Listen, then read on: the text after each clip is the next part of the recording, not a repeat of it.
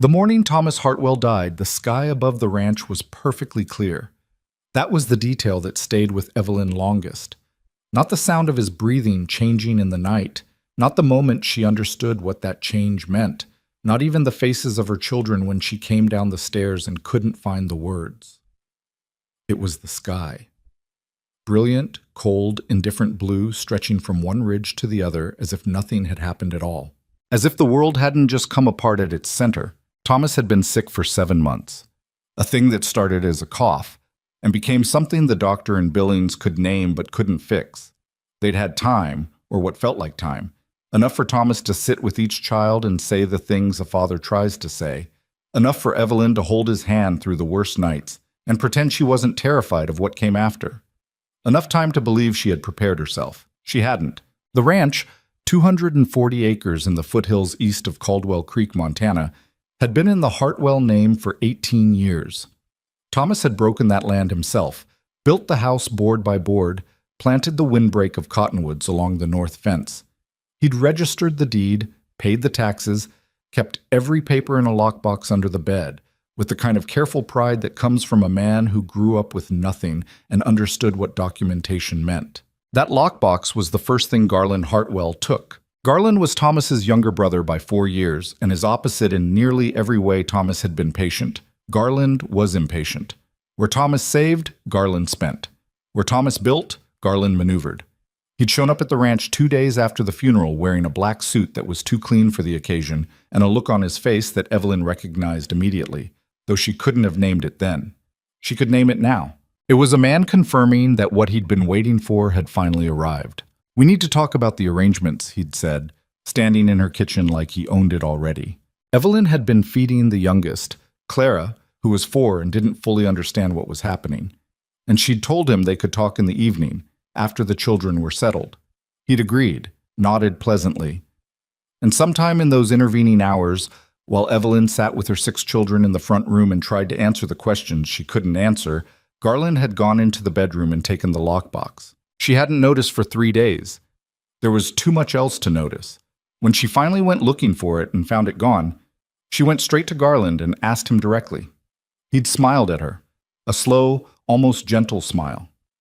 "I don't know what you're talking about, Evelyn. What lockbox?" That was 6 weeks ago. But what followed happened faster than she could track it, which she suspected was intentional. A lawyer she'd never met arrived from Helena with papers she didn't recognize. The deed to the ranch, he explained, was held jointly under the Hartwell name. And as Thomas's surviving male heir, Garland had primary claim. There was documentation. There were signatures. There was a letter supposedly in Thomas's hand transferring management of all assets to his brother in the event of death. Evelyn had stared at that letter for a long time. She knew Thomas's handwriting. She'd read his letters for 18 years. The cramped, careful way he made his R's.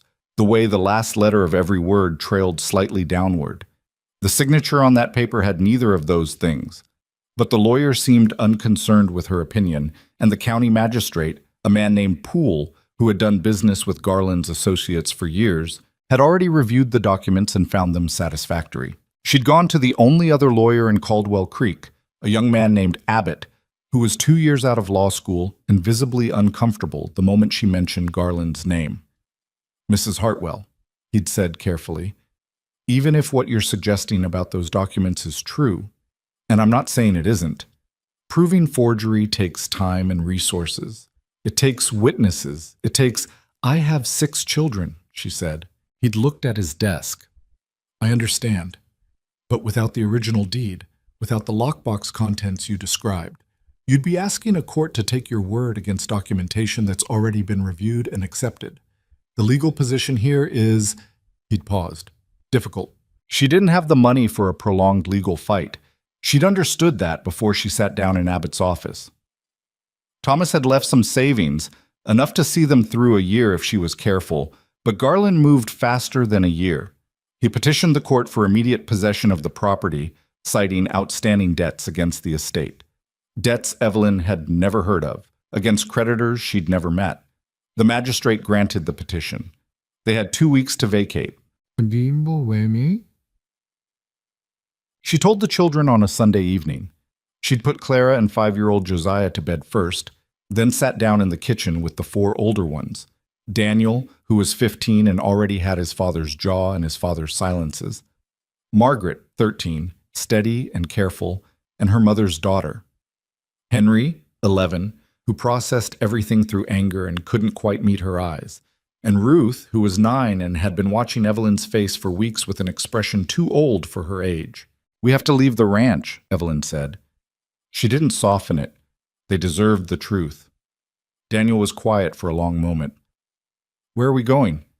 "I'm working on that." "What does that mean?" "It means I don't know yet, Daniel. It means I'm trying to figure it out."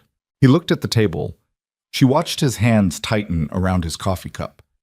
He'd taken to drinking coffee in the weeks since his father died, and she hadn't had the heart to tell him he was too young for it. "Uncle Garland," he said, not a question. "Yes." Henry shoved back from the table hard enough to make his chair scrape.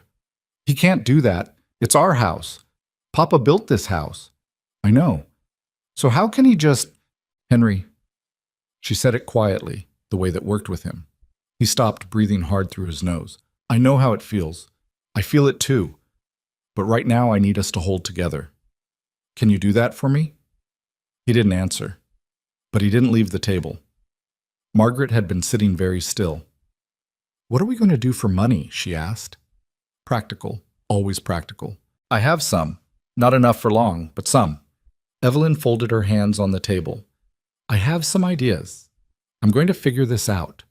She was not, at that moment, sure she believed that, but she said it and watched her children's faces and understood that sometimes what you say and what you believe have to be 2 different things. They left the ranch on a Thursday morning. The temperature was 11 degrees and dropping.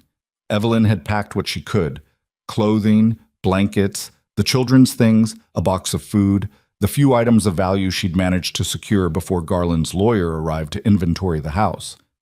She had $260 in cash tucked into her coat lining, which she told no one about.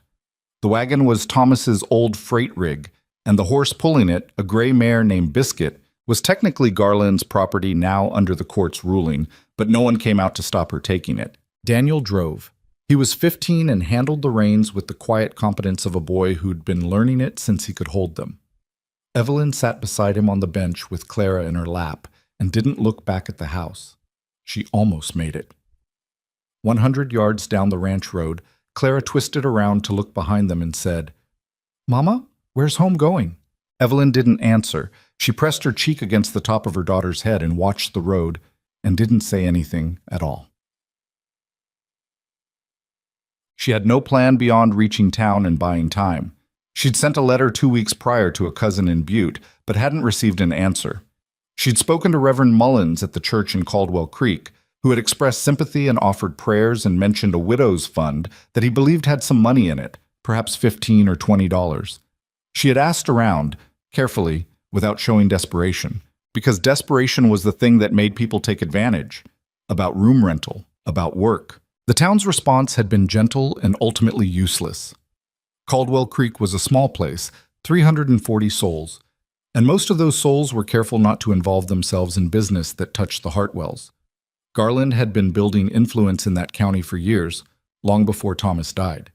He'd lent money to men who couldn't repay it, which meant he owned their compliance. He'd done favors for the magistrate and several members of the town council. He was the kind of man who understood that the best power was the kind that never had to show itself. When Evelyn arrived in town with her 6 children and a wagon, she found that she had fewer friends than she'd thought. Mrs. Copeland at the dry goods store let her park the wagon behind the building and didn't charge her for it. Old Hector Finley at the livery agreed to keep Biscuit in exchange for Daniel mucking stalls in the morning. The Creekside Hotel's owner, a widow herself named Augusta Pratt, offered a room at reduced rate, $2 a night, which was still more than Evelyn could sustain. She'd been in town 11 days when the letter arrived. It was addressed to her in Garland's handwriting, delivered by his lawyer. The letter informed her that, as her husband's estate remained in process, and as she had not demonstrated the financial means to independently house and provision her 6 children, Garland Hartwell was petitioning the court to assume custodial authority over the children until such time as Evelyn could prove her capability as a provider. The hearing was scheduled for the following Tuesday. Evelyn read the letter 3 times in the small hotel room while her children slept around her. Then she folded it carefully, tucked it into her coat, and sat in the chair by the window looking out at the dark street below for a long time. She had known he would do this eventually. She had known, in the part of herself she tried not to listen to, that taking the land was not the end of it. Garland didn't want the land, or rather, he wanted the land, but the land wasn't the point. The point was the elimination of every inconvenient reminder that Thomas had existed, had built something, had chosen someone else over family. The children were Thomas's children. Their faces were Thomas's face. Garland would not stop until they were gone. She didn't sleep that night. Tuesday morning came in gray and bitter, with ice on every surface and a wind that found every gap in your coat. Evelyn dressed the children carefully. Their best clothes, their cleanest faces. She braided Margaret's hair and Ruth's hair and left Clara's in soft curls the way Thomas had liked. She made sure Daniel and Henry had their collars straight and Josiah's boots were buttoned. Then she looked at herself in the small mirror above the washstand and tried to see what the court would see. A widow, 34 years old, with good cheekbones and tired eyes, and a coat that was showing at the cuffs. She looked capable, she thought. She hoped she looked capable. The county building was 4 blocks from the hotel. They walked in a line, Evelyn at the front, Clara on her hip, the others behind. People on the street watched them pass. Some looked away. One woman, Eleanor Marsh, who had been a friend, or what Evelyn had taken for a friend, made eye contact briefly and then found something interesting to look at in a shop window. Evelyn kept walking. Garland was already in the hearing room when they arrived, flanked by his lawyer and 2 other men she didn't recognize. He was wearing the same black suit. He nodded at her when she came in, a calm nod, almost pleasant. She didn't nod back. The magistrate, Poole, came in and settled himself with the slow deliberateness of a man who knew he was the most important person in the room. He reviewed the petition. He asked Evelyn a series of questions in a voice that managed to be both bored and condescending. What were her financial resources? What was her plan for housing? How did she propose to provide for 6 children on her own? She answered each question directly. She gave him the numbers, the cash she had, the arrangement at the livery, the possibility of work. She was honest because she suspected anything less than honesty would be used against her immediately. Poole listened, or appeared to listen.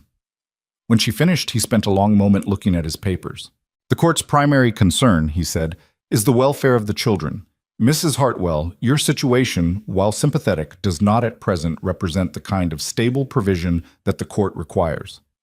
My children are fed and housed at a hotel on temporary funds, he said. That is not a stable situation. I need time to find work. I need Mrs. Hartwell. He looked up then, and his eyes were patient and immovable. The court will take the matter under advisement.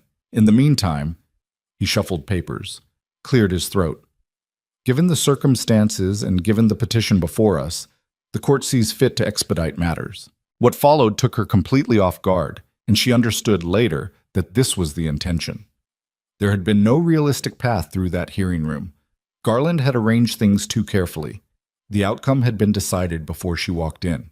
The magistrate did not grant the petition outright. What he did was worse. He ruled that given the unsettled state of the estate and the unclear financial situation, the children could not be guaranteed adequate care under the current arrangements.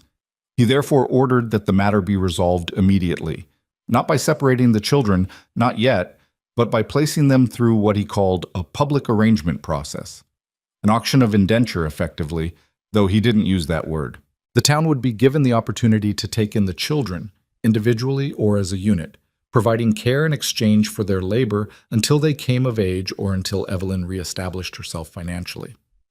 That is not legal, Evelyn said. She said it very quietly. Mrs. Hartwell, this is a practical solution to an urgent problem. You are proposing to auction my children. The room was very quiet.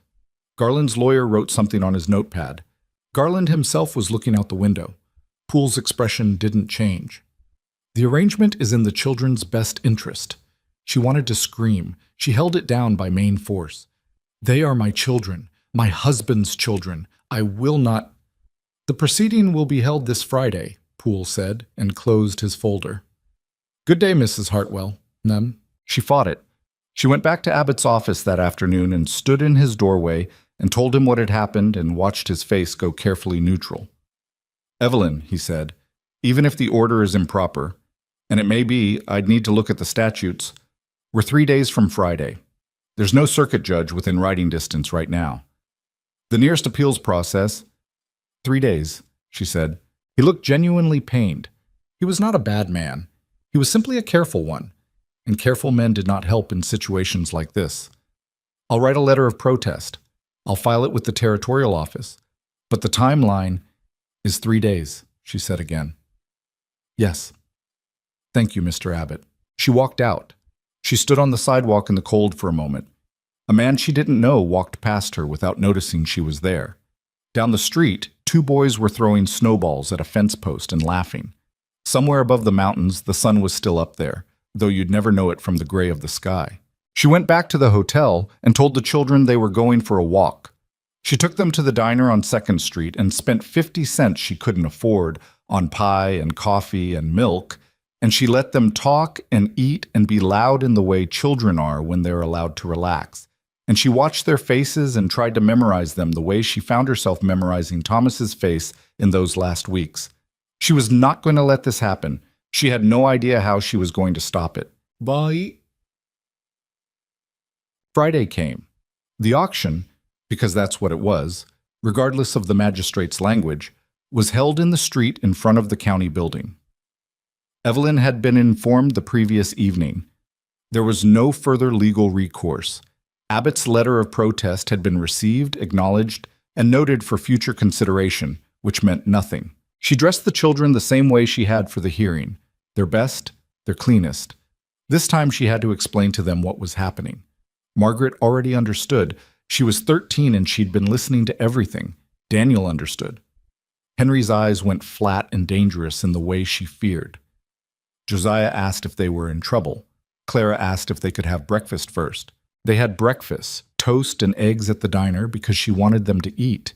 And she wanted them to remember that she had fed them, that she had not let that lapse even at the end. The street was already gathering people when they came out.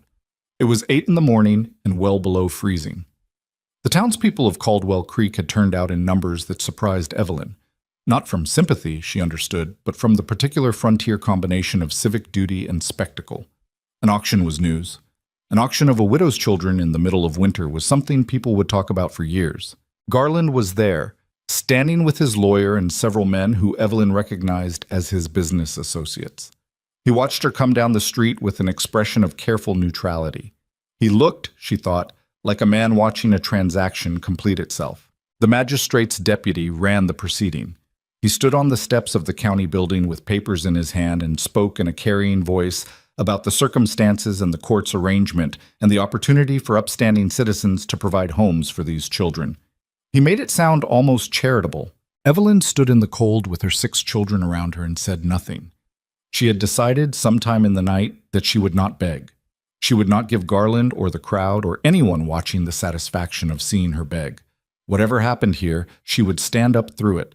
Bidding started slowly. There were interested parties. She'd known there would be. Frontier families often needed labor, and children old enough to work were a practical commodity, however ugly that reality was.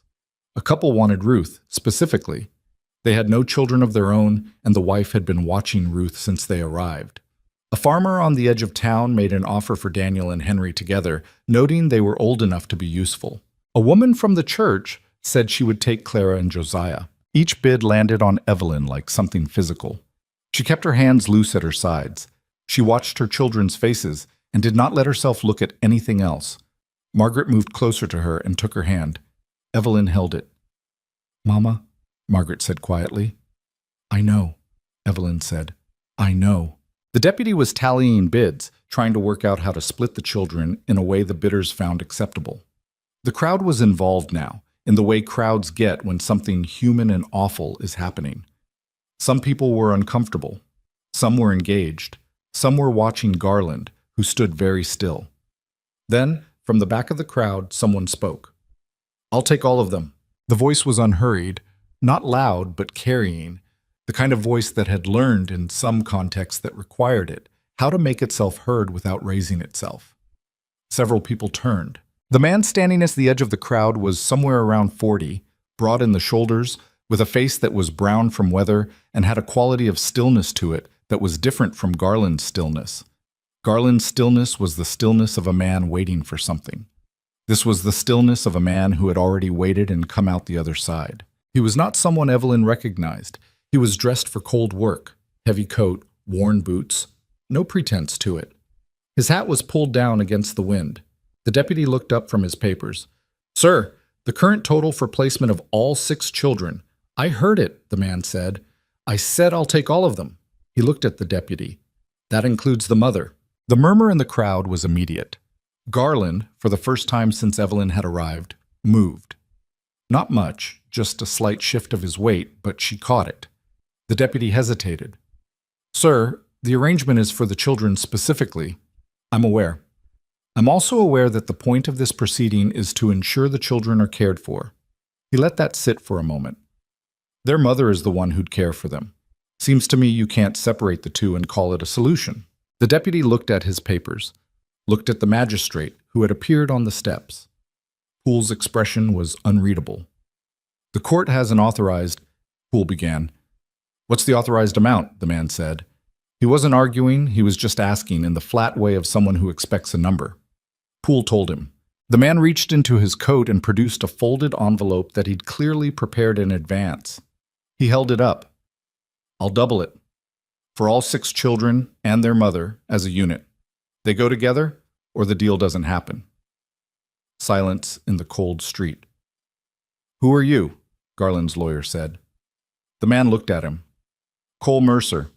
I run a ranch up in the Boulder Valley." "I've never heard of you." "That doesn't change what's in the envelope," Cole said. The crowd sorted itself into 2 reactions, fascination and disapproval. Evelyn could hear both from where she stood. This wasn't how this was supposed to go. A man from outside town arriving to spend money no one had expected, disrupting an outcome that had been, if not openly acknowledged, generally anticipated. People looked at Garland. Garland's face had gone very still. Poole was caught between several things, and Evelyn watched him work through them. The court's arrangement was technically about the children. It did not explicitly include or exclude her. The man, Mercer, had made a legal offer above the requested amount. Blocking it without cause would be difficult to justify in writing, which the territorial office letter from Abbott had made them all aware of. "Mr. Mercer," Poole said finally, "you understand this arrangement would require you to provide for the children until—" "I understand what I'm agreeing to," Cole said. "Do you have a counteroffer?" No one did. The money was counted. The paperwork, such as it was signed. Evelyn signed her name where they told her to sign, next to Cole Mercer's, with hands that were cold enough that her signature came out shaky. She wasn't sure what she was signing, not fully. She wasn't sure what any of this meant. She was sure that her children were still with her. All of them. Clara still on her hip, Margaret's hand still in hers, Daniel standing at her left side, Henry at her right, Josiah pressed against the back of her legs, Ruth holding Josiah's hand. 6 children. All present. She could figure out the rest. When the signing was done, Cole Mercer looked at her for the first time since the whole thing started. He had gray eyes, she noticed. Patient gray eyes, with lines at the corners. "I've got a wagon around the corner," he said. "We should get moving before dark. It's a 3-hour drive." "Where are we going?" she asked. "My ranch. I've got room." He paused. "You can decide what to do from there." She looked at him for a long moment, trying to read him, trying to find the thing underneath, the motive, the angle she wasn't seeing. She'd grown up learning that when men did things, there was always something they wanted in return, and the question was whether the price was one you could afford. She couldn't find it.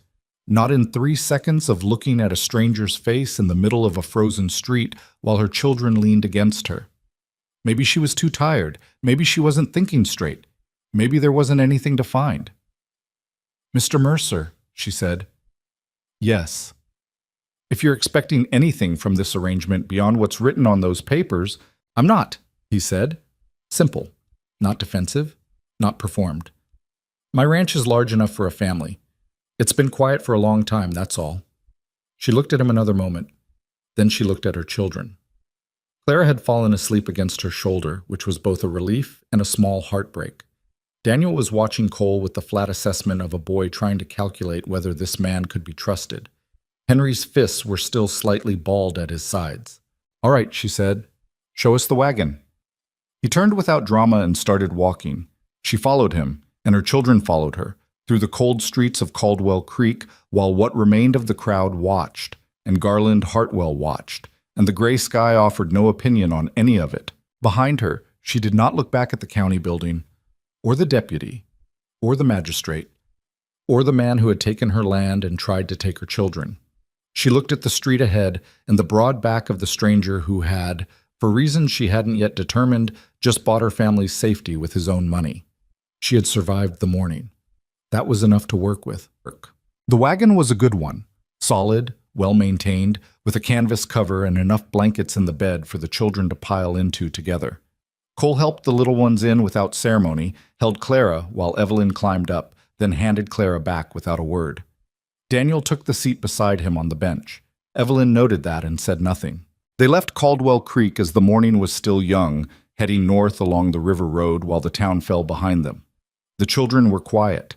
Even Henry was quiet, which Evelyn figured was the cold more than anything. Ruth had taken charge of Josiah in the wagon bed, the way she always did. Margaret sat beside Evelyn with her eyes on the road. "Are we safe?" Margaret asked very quietly. Evelyn considered the question. Considered the man holding the reins next to her daughter. Considered what she knew, which was almost nothing, and what she had, which was her children and her wits, and $260 sewn into her coat lining. "For right now," she said. Yes. It wasn't everything, but it was honest, and in the moment, honest was what she had.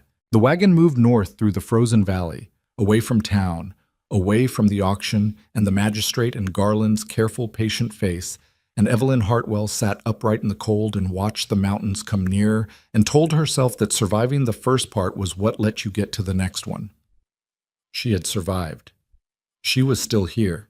Her children were still beside her. For now, that had to be enough. The road north out of Caldwell Creek followed the river for the first hour, then climbed. The valley floor dropped away behind them, replaced by rising terrain and timber, and the kind of silence that only existed this far from town. A silence with texture to it, weighted by snow and distance and the particular absence of human noise. The children had gone quiet in the wagon bed not long after they left, and Evelyn didn't know whether they were sleeping or simply too overwhelmed to speak. Either way, she let them be. Cole Mercer drove this way he did most things. She was already learning, without excess. His hands on the reins were steady but not rigid, responding to the road shifts with the casual competence of a man who had driven this particular route enough times that his body knew it without his mind having to engage. He didn't try to fill the silence with conversation. He didn't offer reassurances or explanations. He simply drove. Daniel sat between them on the bench, which Evelyn understood was not an accident. Her son had positioned himself there deliberately, and she loved him for it and worried about him for it in equal measure. He was 15 years old and had decided somewhere in the past 6 weeks that he was the man of the family now. She hadn't corrected him because she needed him and because there hadn't been time, but looking at the set of his jaw and the careful way he watched Cole from the corner of his eye, she thought that particular decision was going to cost him something before long. "How far is it?" Daniel asked. His voice came out steadier than she expected. 3 hours, give or take, Cole said.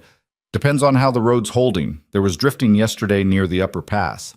"What's the ranch called?" Cole glanced at him briefly. "Mercer Ranch. I haven't gotten around to something more poetic." Daniel was quiet a moment, processing whether that was a joke. Evelyn thought it probably wasn't. "How many acres?" "About 310. "What do you run?" "Cattle, mostly. Some horses. Keep chickens for eggs." Cole shifted the reins to one hand briefly and pulled his coat tighter with the other. "I'll need help come spring, if you're offering to work." Daniel looked at him. "I wasn't offering anything." "I know you weren't," Cole said. "I was just noting it, in case you were thinking ahead." Daniel turned and looked at the road. Evelyn watched her son's profile and saw the calculation happening behind his eyes. The thing he did when he was trying to decide whether to push harder or pull back. He pulled back. That was Thomas in him. Thomas always knew when to hold. She didn't say anything. The wagon moved on up the road through the snow and the pines, and the mountain got bigger ahead of them, and eventually Clara stirred in the wagon bed and called out for her mother in a sleepy voice, and Evelyn climbed back over the bench to sit with her youngest. And the motion of Cole's driving and the blankets piled around them did what they always did with small children, and Clara was asleep again in minutes. Evelyn sat in the wagon bed with Clara's head in her lap, and the cold coming up through the boards despite the blankets, and she looked at the sky between the pine branches and tried to think straight. She was not frightened. Or rather, she was frightened, but fear had become such a constant companion in the past 6 weeks that it had started to feel less like an alarm and more like weather, a condition to be dressed for. What she didn't know about Cole Mercer was considerable. What she did know was narrow and specific. He had money, he had land, he had arrived at the auction with a prepared envelope and a plan, and he had not asked anything of her yet. That last part was the one she kept returning to. In her experience, men who did things without asking first were either extraordinarily decent or waiting for a moment when the asking would carry more weight. She had no way, from the wagon bed of his vehicle on the 3rd hour of knowing him, to determine which this was. She would have to watch. She was good at watching. The ranch came into view around the last bend of the upper road, and despite herself, Evelyn felt something loosen slightly in her chest at the sight of it. It was not a showpiece. She wanted to be clear about that to herself, because she didn't want to let an aesthetic reaction cloud her judgment.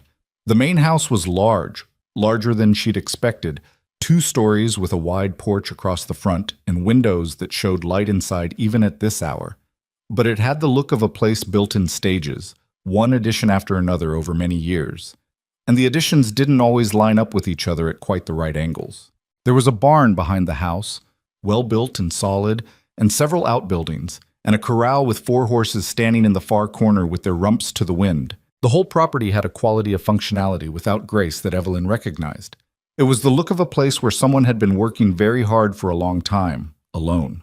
The children had woken up in the last stretch of road and were quiet in the wagon bed, looking at the ranch with various expressions.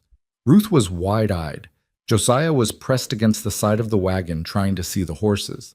Clara, still drowsy, had climbed back into Evelyn's arms and was frowning at the house with the particular suspicion of a 4-year-old confronting the unfamiliar. "Is this it?" Henry said. "Yes," Cole said. He pulled the wagon up to the porch and set the brake and climbed down, and then just stood there a moment looking at his own property, the way people sometimes look at things they've lived with so long, they've stopped seeing them. Whatever he saw in that moment, he kept to himself. "Come on in," he said. "There's heat inside, and I can make something to eat." Ishtik. The house was warm. Whatever else was uncertain, that was real and immediate. Warmth radiating from a big iron stove in the kitchen and a fireplace in the front room that had been banked low and caught quickly when Cole added a log.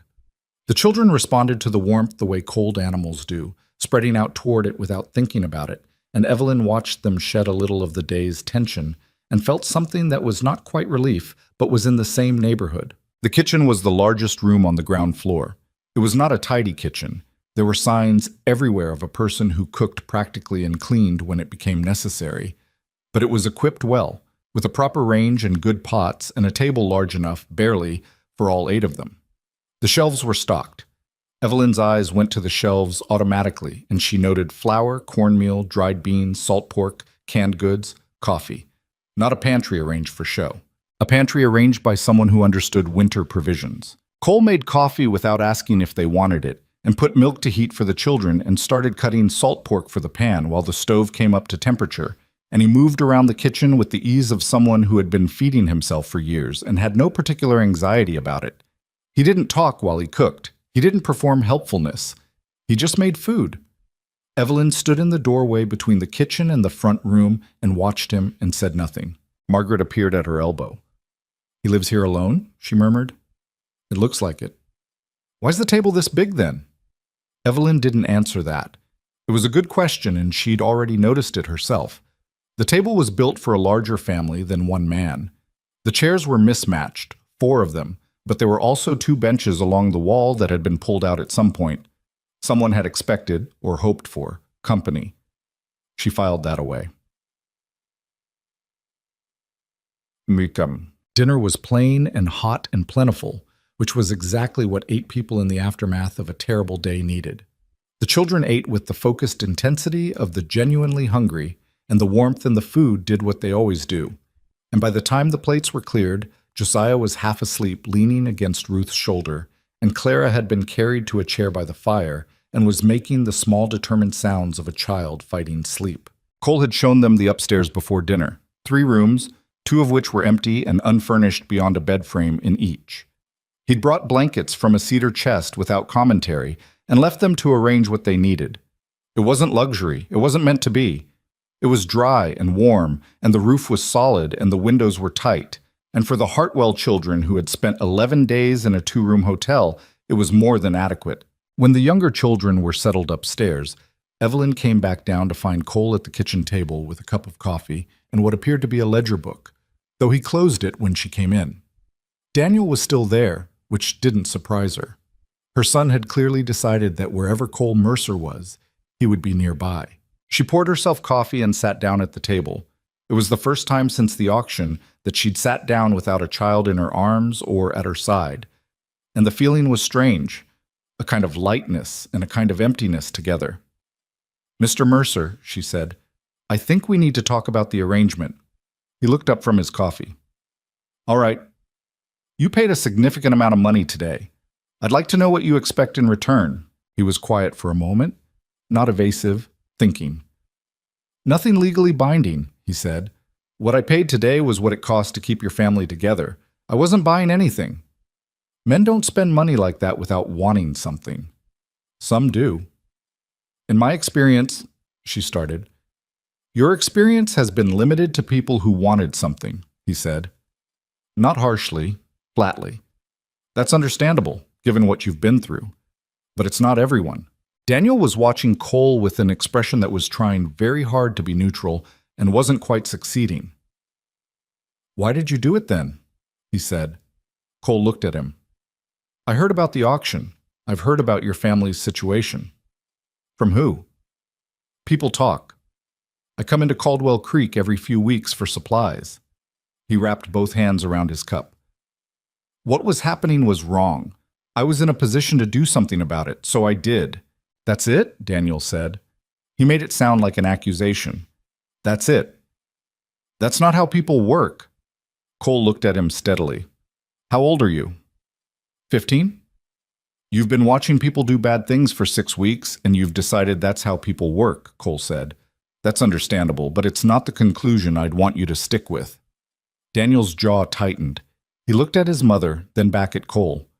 He didn't say anything else, but he didn't leave either. Evelyn set her cup down.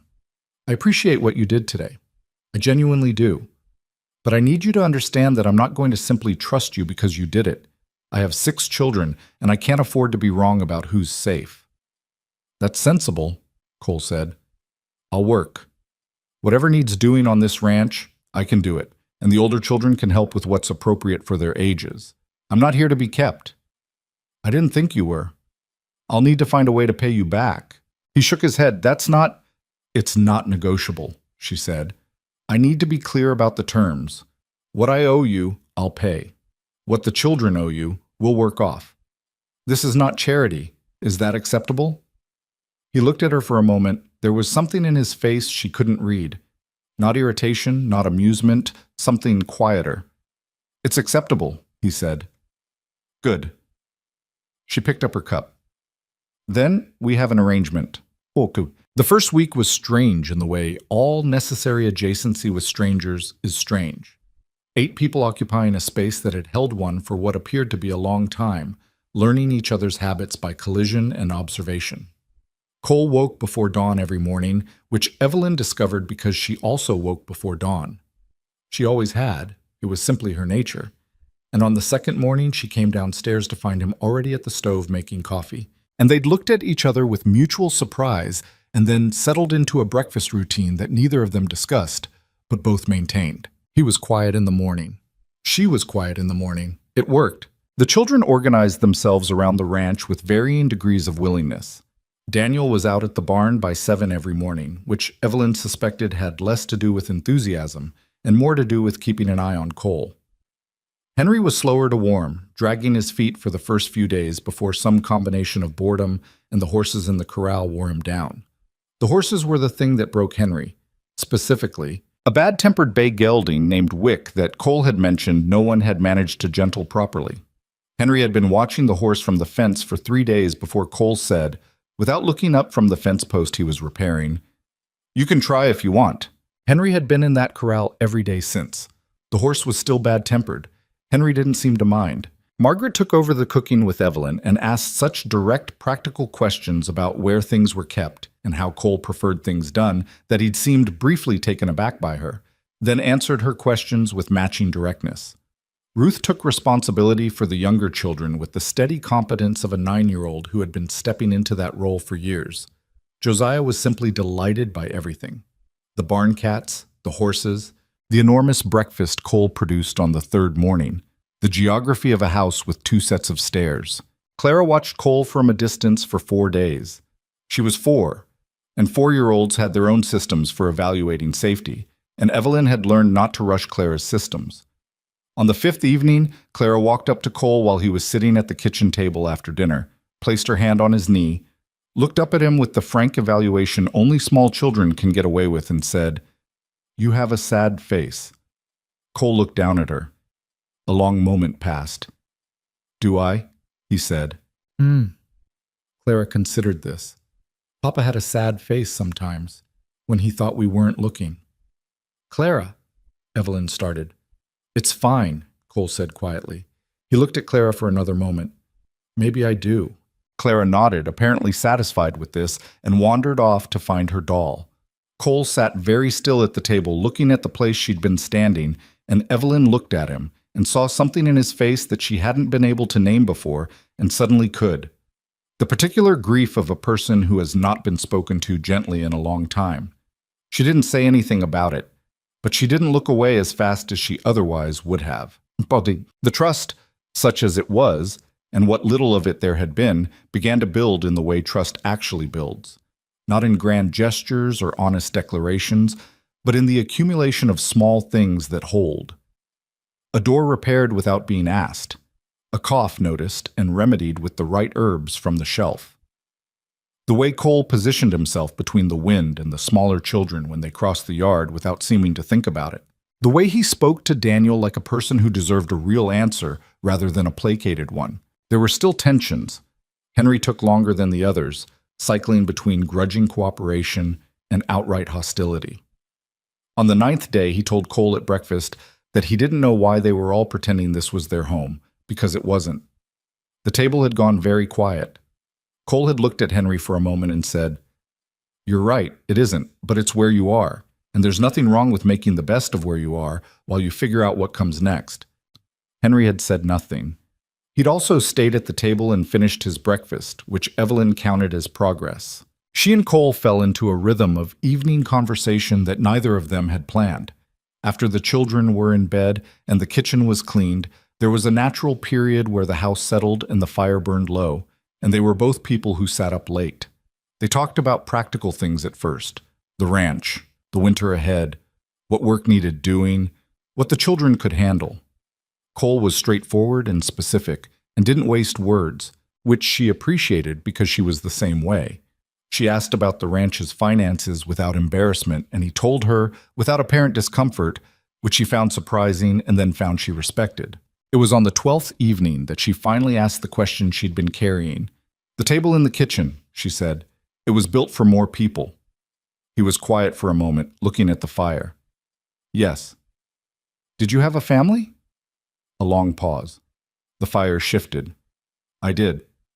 She waited. She was good at waiting. "Wife. 2 sons." He turned his cup in his hands, looking at it. 8 years ago. Sickness came through the valley that winter. It moved fast. He stopped, started again. "I was up at the north pasture when it started. By the time I got back..." He didn't finish that sentence. It was 3 days, start to finish. The doctor from the nearest town was 3 hours away, and there was a blizzard, and he didn't make it in time. The fire was very quiet. "I'm sorry," Evelyn said. She meant it the way you mean something when words feel completely inadequate but are all you have. "It was 8 years ago," he said. which meant, she understood, both that it was in the past and that it was not in the past. Those two things could be true simultaneously. "You kept the ranch," she said. "I didn't know what else to do." He looked at the fire. "The ranch needed doing. It kept me occupied. After a while, it was just," he gestured vaguely, "what I was." She thought about that. Thought about a man alone in a house with a large table and 2 empty upstairs rooms for 8 years. "When you came to that auction," she said carefully, "was part of it, maybe," he said, before she could finish. He looked at her then, directly, the gray eyes steady. "I'm not pretending it was purely selfless. I've been alone a long time and the ranch is too much for one person, and I was—" He stopped. "I was ready for things to be different. But that's not the same as wanting anything from you, Mrs. Hartwell. What you said the first night about the terms. That was right. That's what this is." She held that for a moment. It was an honest answer. It was the most honest thing anyone had said to her in months, maybe. She had gotten so accustomed to people saying things that were only the surface of other things. "All right," she said. "All right? I believe you." She picked up her cup. "That doesn't mean I'm not still watching." Something shifted at the corner of his mouth that might have been the beginning of a smile. "I wouldn't expect anything different." Quote. She was in the barn with Margaret on the 15th day. They'd been helping with the horses, or rather Margaret had been helping while Evelyn tried to remember what she knew about horsemanship and found it coming back in fragments. When Daniel appeared in the barn door with his face arranged in the particular way he arranged it, when he had news he hadn't decided how to deliver. "What is it?" Evelyn said immediately. "There's a man at the house," Daniel said. "Came up the road about 10 minutes ago. He's got papers." She was out of the barn before he finished. Daniel fell into step beside her and Margaret came after, and by the time they reached the porch, Cole was already there, standing at the top of the steps with his arms at his sides while a man in a clerk's coat stood at the bottom with an envelope in his hand. She recognized the clerk. His name was Finch, and he worked for the magistrate's office. "Mrs. Hartwell," Finch said when he saw her. He had the look of a man doing a job he didn't enjoy. "Mr. Finch." She stopped at Cole's side. "What is this?" He held out the envelope. She took it and opened it and read it while everyone waited. It was worse than she expected, and she had expected something bad. The document was from the county court, from Magistrate Poole, and it stated that the prior arrangement regarding the Hartwell children, specifically the terms under which they had been placed, was under review. The review had been initiated at the request of a petitioner. The petitioner's name was Garland Hartwell. The document further stated that Garland had filed a separate challenge, asserting that Cole Mercer had no legitimate legal claim to assume care of the children and had potentially circumvented the proper process at the auction. It requested that Evelyn and the children present themselves in Caldwell Creek within the week for a formal review. There was a second page. She almost didn't read it. The first had already closed something cold in her chest. But she read it. It stated that pending the review, Garland Hartwell was asserting custodial rights over the children as the surviving male heir of the family and was formally requesting that the court enforce those rights. She stood on the porch and read the document twice. The cold came up through her boots and the wind pulled at the paper in her hands. "Mrs. Hartwell," Finch said, "I'm just the delivery us." "I know," she said. "Thank you for coming all this way." He nodded and went back to his horse and rode down the road. She stood holding the papers. Cole said, "How bad?" She handed him the document without speaking. He read it. His expression didn't change, but she'd learned in 2 weeks that his expressions rarely did. Daniel had moved up beside her. She could feel him reading the paper over Cole's arm. She watched his face and saw the moment he understood what it said, and watched the careful thing he'd built over 2 weeks. The cautious stability, the managed anxiety, crack along an invisible line. "He's doing it again," Daniel said. His voice was very flat. "He's just going to keep doing it." "Yes," Evelyn said. "So what do we do?" She looked at Cole. Cole looked at her. Neither of them had an answer yet. Not a real one, not the kind that counted. What she had was a document and a week's deadline, and a man standing beside her who had 8 days ago been a stranger. "We think," she said, "and then we decide." Daniel made a sound that was not quite a word. He went inside. She heard his feet on the stairs and then the sound of a door closing. Not slammed, just closed, which in some ways was worse. Margaret was standing in the barn door behind them, far enough away to give them space, but close enough to see everything. Evelyn looked at her daughter and gave her the small nod that meant, "I know, and it's not over," and go back inside. Margaret gave her a look in return that was her father's look, the one that said, "I will if you need me to, but I'm here," and went. Evelyn turned back to the porch railing and the road and the gray sky over the mountains. "He's not going to stop," she said quietly. "No," Cole said. He was still holding the papers. "The court is his. The magistrate is his. If we go back to Caldwell Creek for a formal review, I know." "So what does that leave?" He was quiet for a moment. Not the quiet of someone with nothing to say, but the quiet of someone working through something carefully. The wind moved through the cottonwoods at the edge of the yard, and they stood in it without moving. "There's something I've been thinking about," Cole said finally. She looked at him. "Tell me. Your husband's lockbox. The documents Garland took. What about them? If those documents exist, the real deed, the real will, Garland has them somewhere. You don't destroy evidence like that. You keep it because you might need to use it later, or because the kind of man who steals things doesn't throw anything away." She understood where he was going, slowly, and the feeling that came with it was complicated, something between hope and a kind of sick fear. "The ranch house," she said. "He's been there 6 weeks. He's had time to settle. His papers would be somewhere on that property." He paused. "It would be risky." "Yes." "Getting caught would make things significantly worse." "Yes." He looked at her. "I wasn't suggesting it." "I know." She looked back at him. "I am." The silence stretched between them. Above the mountains, the sky was doing what it did all winter, turning colors that were beautiful and cold at the same time, indifferent and spectacular. Evelyn watched it and thought about Thomas, and thought about 6 children upstairs, and thought about a man she'd known for 2 weeks who had told her the worst thing that had ever happened to him because she'd asked a direct question and he was an honest person. "I'll need to know the property," she said, "the layout of the house, where he'd most likely keep documents. You'd know that better than I would." "Yes." She straightened. "I'll think it through." She took the papers back from him and folded them precisely and put them in her coat pocket. Then she went inside to find Daniel. He needed to know that the crack in the wall wasn't the end of the wall, and she was the only one who could tell him that, and she was going to have to believe it herself first, which she was almost certain she could manage. She climbed the stairs. The house creaked under her feet in the way old houses do, not threateningly, just acknowledging her weight, her presence, the fact that she was here and moving through it. Below, she heard Cole come in from the cold. She heard him put another log on the fire. She knocked on Daniel's door. "It's me," she said. A pause, then, "Come in." She went in. The plan took 3 days to build and had holes in it that neither of them could fully close. Evelyn laid it out on the kitchen table the evening after Finch's visit, once the younger children were in bed, and Daniel had come back downstairs with the red-rimmed eyes of a boy who had allowed himself to feel something in private and was now done with it. She'd drawn the ranch from memory on the back of an old supply list. The house, the outbuildings, the fence lines, the approach road, and the dry creek bed that ran along the property's western edge. Her memory of the place was specific in the way that 18 years of living somewhere makes things specific. She knew which floorboard squeaked at the top of the stairs. She knew the bedroom window latch was broken on the left side.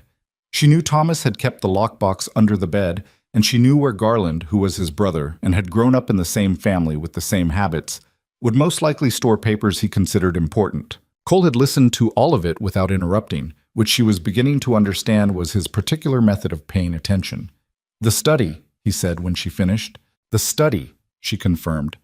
It was a small room off the main hall that Thomas had used for accounts and correspondence. A roll-top desk, a filing cabinet, a shelf of ledgers. If Garland had settled into the house the way she believed he had, assuming ownership performing the role, he would have taken that room as his own. The papers would be there. "How do we get in without being seen?" "The west side of this house has no windows on the ground floor. There's a door into the laundry room that's never locked properly. The frame warped years ago, and the bolt doesn't sit right. Thomas always meant to fix it and never did." She looked at the drawing. If we come in along the creek bed, we stay off the road entirely. There's a stand of willows along the south bank that gives cover to within 50 yards of the house. What about the hands? Garland brought 2 men with him when he came to clear us out. I don't know if he's hired more since. She paused. The bunkhouse is on the east side. If we come from the west, we shouldn't cross their path, assuming they stay where they're supposed to. Assuming, Daniel said. He was sitting at the end of the table with his arms folded, not quite part of the conversation and not quite separate from it. Yes, Evelyn said, assuming. I want to come. No. Mama. Daniel. She looked at him directly. If something goes wrong, someone needs to be here with the children. Someone they trust. That's you. She held his gaze until he looked down. That's not a small thing. That's the most important thing. He didn't agree, not aloud, but he didn't argue further. Cole said, when? She thought about it. The document gave them a week. The formal review was in 5 days now. If they went too soon and were caught, there would be no time to do anything with what they found. If they went too late and were caught, there would be no point.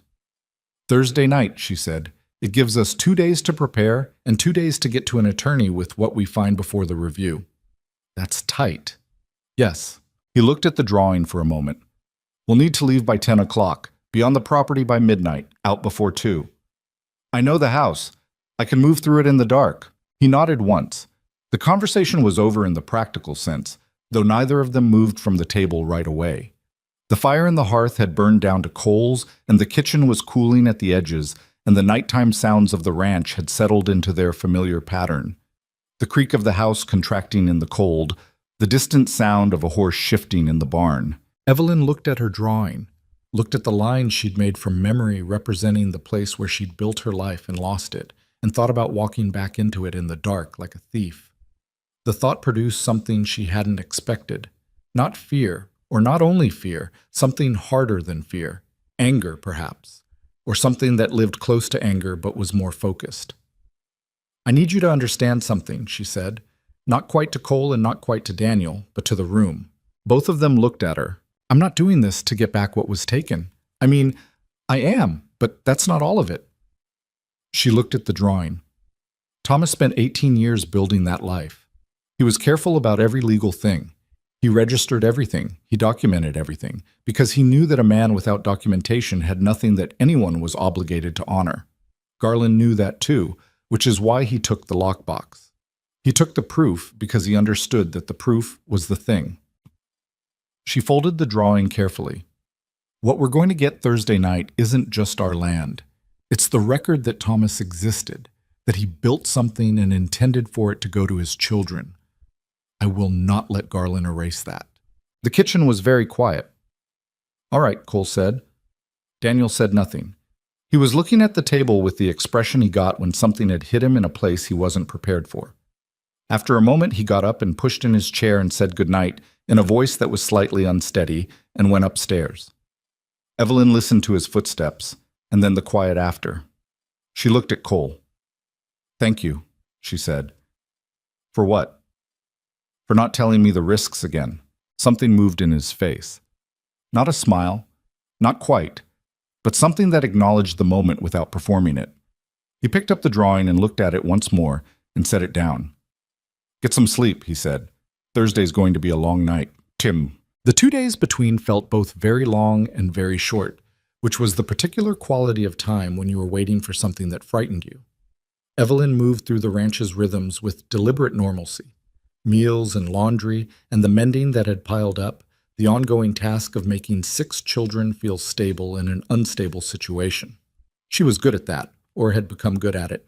Thomas had been sick for 7 months, and she'd spent those months learning the skill of performing steadiness when she didn't feel it, because her children watched her face to understand what was happening, and she couldn't afford to let her face tell them the truth all the time. Cole spent Thursday afternoon in the barn doing something with the horses that gave him a reason to be outside and away from the house.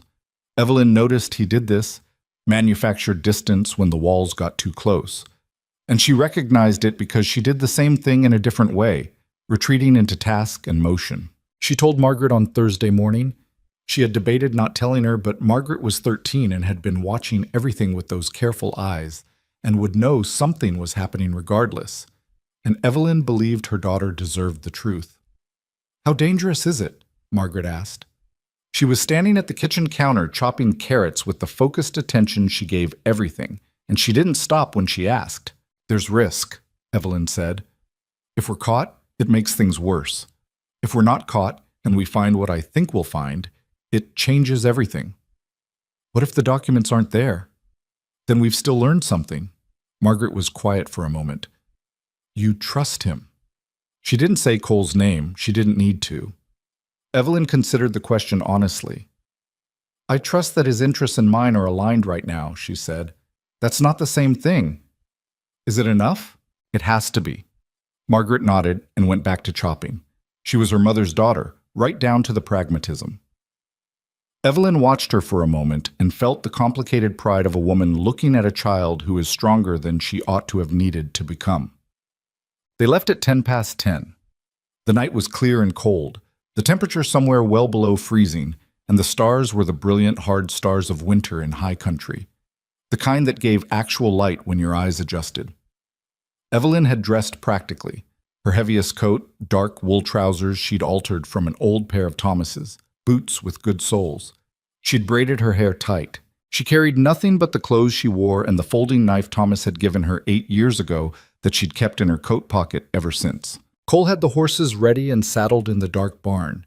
He handed her the reins of the steadier of the two animals, a dark bay named Rook, that she'd ridden twice in the past 2 weeks and found cooperative. "You're sure about the creek bed approach?" he said quietly. "I've walked it in the dark before. Summer nights, but the geography doesn't change." She mounted. "Stay close and stay off the road once we're within a mile." He nodded. They rode out of the barn without lanterns. Daniel was standing on the porch when they came around the front of the house. Evelyn pulled up for a moment.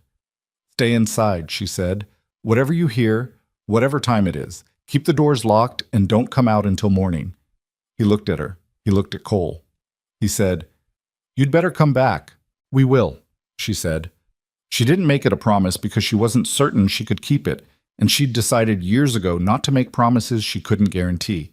But she held his gaze long enough to communicate something she couldn't put into words. And then she turned Rook and rode. Curated. The road south toward Caldwell Creek and the Hartwell property was empty at that hour, which she'd counted on. They rode at a walk for the first half-mile to keep the sound down, then moved to a canter once they were deep enough into the timber that the noise was absorbed. Cole rode on her left, slightly back, and didn't talk. She was grateful for that. She needed to think. The dry creek bed that marked the western boundary of her former property was easy to find even in the dark.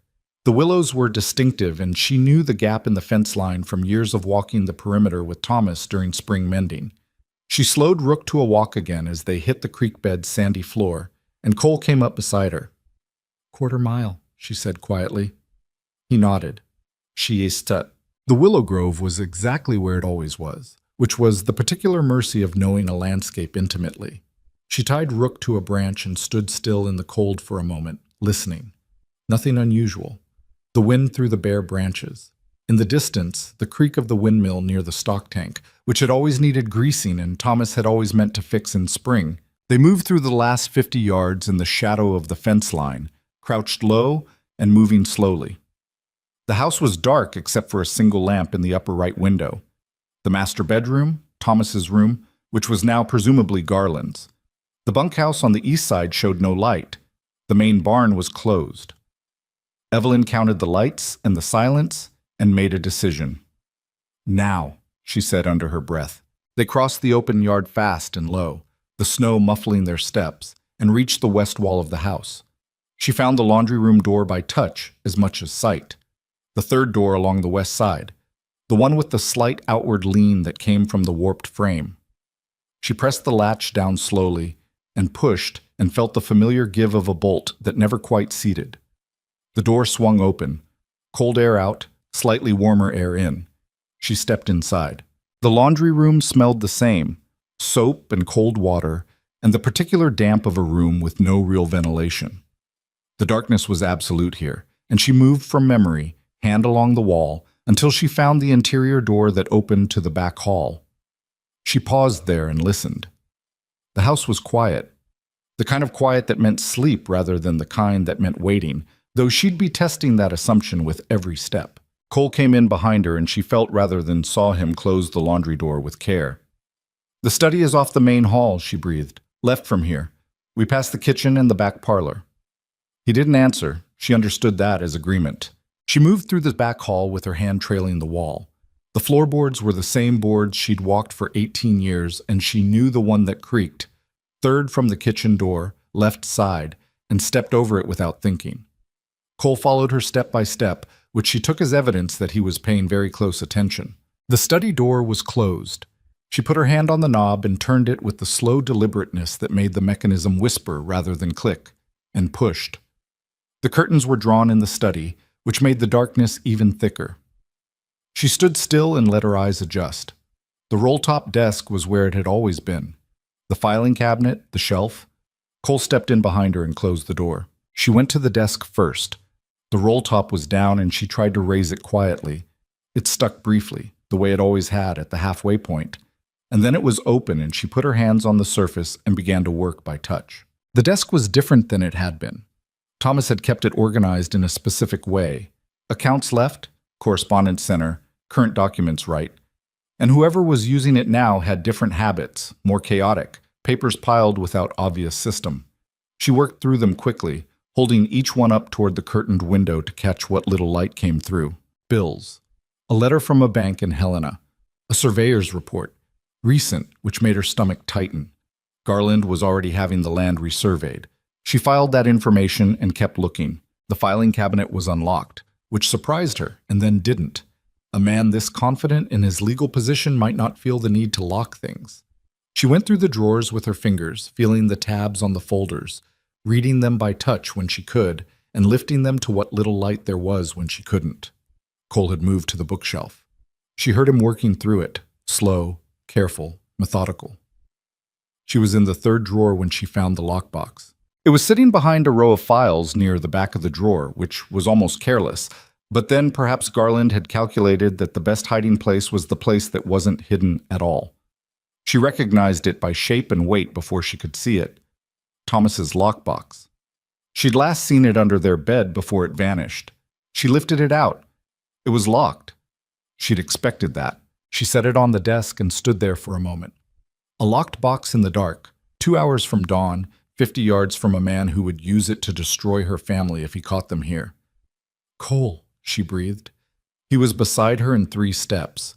She pressed the box into his hands and felt him assess it. Weight, lock type, the thin seam where the lid met the body. "Can you open it?" He was quiet for a moment. "Yes, it'll make noise."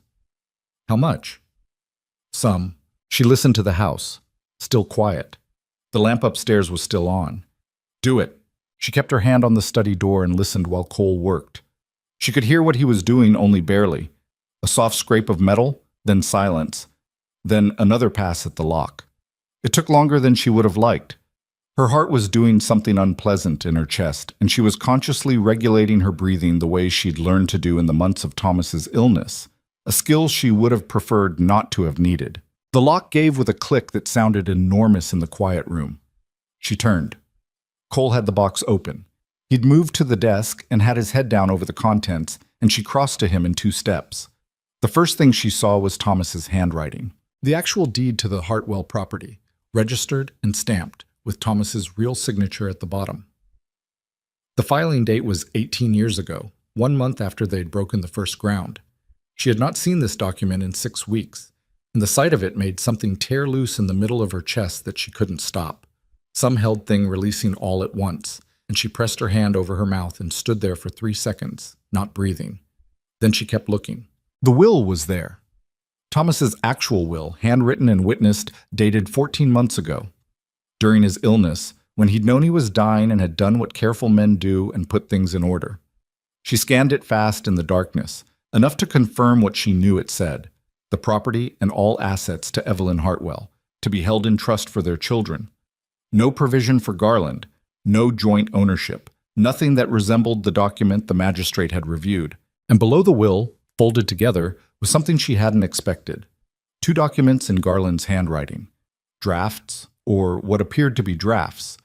The same fraudulent letter of transfer that the court had accepted, in two different versions, the second with corrections marked in the margins. Evidence of composition, evidence of revision. Not a letter Thomas had written and signed, a letter that had been drafted and refined by someone else entirely. Her hands were shaking. She became aware of this and was annoyed by it and held the document steady through main force. "This is it," she said, barely sound. Cole looked at what she was holding. He was quiet for a moment, then, "All of it. Don't leave anything." She was already gathering. She took the deed, the will, both draft versions of the fraudulent letter, and two additional documents she found beneath them. Correspondence between Garland and someone in Helena that referenced the plan in terms oblique enough to require interpretation, but damning enough to be worth having. She folded everything flat and tucked it inside her coat, against her body. "We need to go," Cole said. "Yes." She closed the lockbox and put it back in the drawer where she'd found it, and closed the drawer. She lowered the roll top on the desk. She looked around the study to see if anything was visibly disturbed. In the dark, it was hard to tell. She would have to trust that it was close enough. Cole was already at the study door listening. He turned and gave her a look that she read as clear, and she followed him out into the hall. They made it as far as the kitchen. The lamp appeared from the back stairs, a hand-carried lamp, moving fast, held by a man coming down the stairs in his boots with a coat thrown over his nightclothes. He was not Garland. He was one of Garland's men, the one she recognized as the foreman he'd brought from Helena, a large man named Briggs, who was already looking toward the kitchen before the lamplight fully reached it. He saw them. The moment stretched, Briggs' face going through recognition, confusion, alarm, and decision in rapid sequence. His hand moved toward his hip where there was, she saw now, a holster. "Don't," Cole said. His voice was very flat. Briggs stopped moving but didn't back down. "What in the—" He was processing. Evelyn watched him process. "You're trespassing, both of you." "We're leaving," Cole said. "The hell you are. I need to get—" Briggs started to move toward the back hall, toward the stairs, toward Garland. Cole moved faster than she expected a man his size to move. He was between Briggs and the hallway in 2 steps, and then they were in contact. Not a fight, not quite, more a containment, Cole's hand on Briggs's coat front and Briggs's arm coming up. The lamp swung and nearly went out and steadied. Evelyn didn't stand there watching. She went for the laundry room door, got it open, looked back. Cole had Briggs turned against the wall with one arm twisted up and the lamp on the kitchen floor where it had landed somehow without breaking. "Go," Cole said to her. "Cole, I'm right behind you. Go." She went. Across the yard in the dark, low and fast, back through the 50 yards of open space that felt 10 times longer than it had going the other way, and into the willow cover. She was untying Rook when Cole came through the fence line at a run. He was breathing hard. He had a cut over one eye that she could see, even in the dark, bleeding freely down the side of his face. "Mount up," he said. He was already at his horse. "Are you—" "Mount up, Evelyn." She mounted. They rode. They rode hard for the first mile, staying off the road and cutting north through the timber where the ground was rough, and the branches came close in the dark, and there was every chance of a horse putting a foot wrong. Neither of them spoke. Evelyn kept her head low and her hands steady, and trusted Rook to find footing in the dark the way horses do when they're given the chance. It was only when they'd put 2 solid miles between themselves and the property, and the timber had thinned enough that she could hear nothing behind them, that Cole slowed to a walk and she matched him. She said, "How bad is the cut?" "Not bad." "You're bleeding on your coat."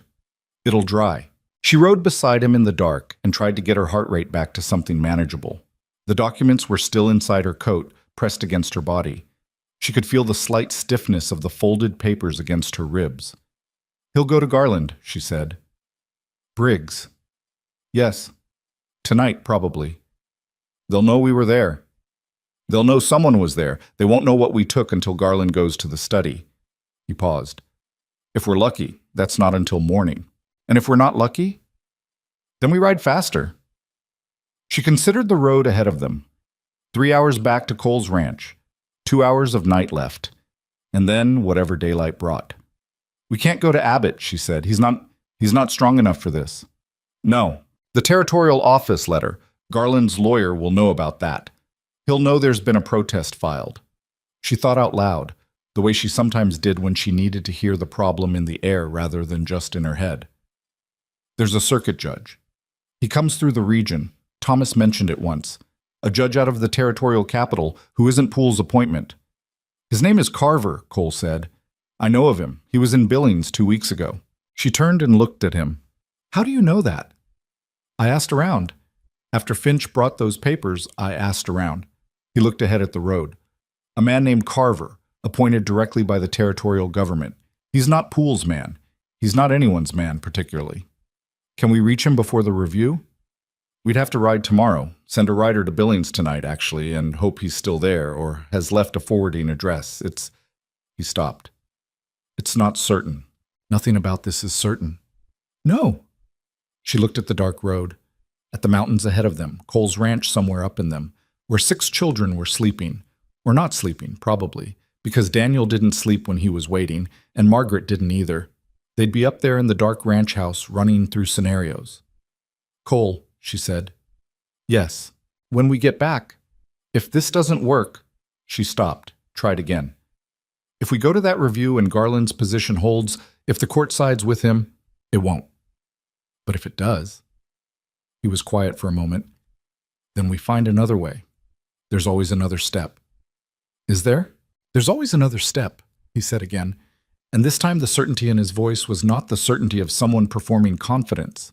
It was the certainty of a man who had been in places where he couldn't see the next step and had found it anyway, repeatedly, over 8 years of finding ways to keep going when there was no obvious reason to.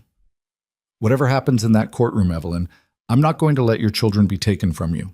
I made a decision the day of the auction, and I don't walk back my decisions.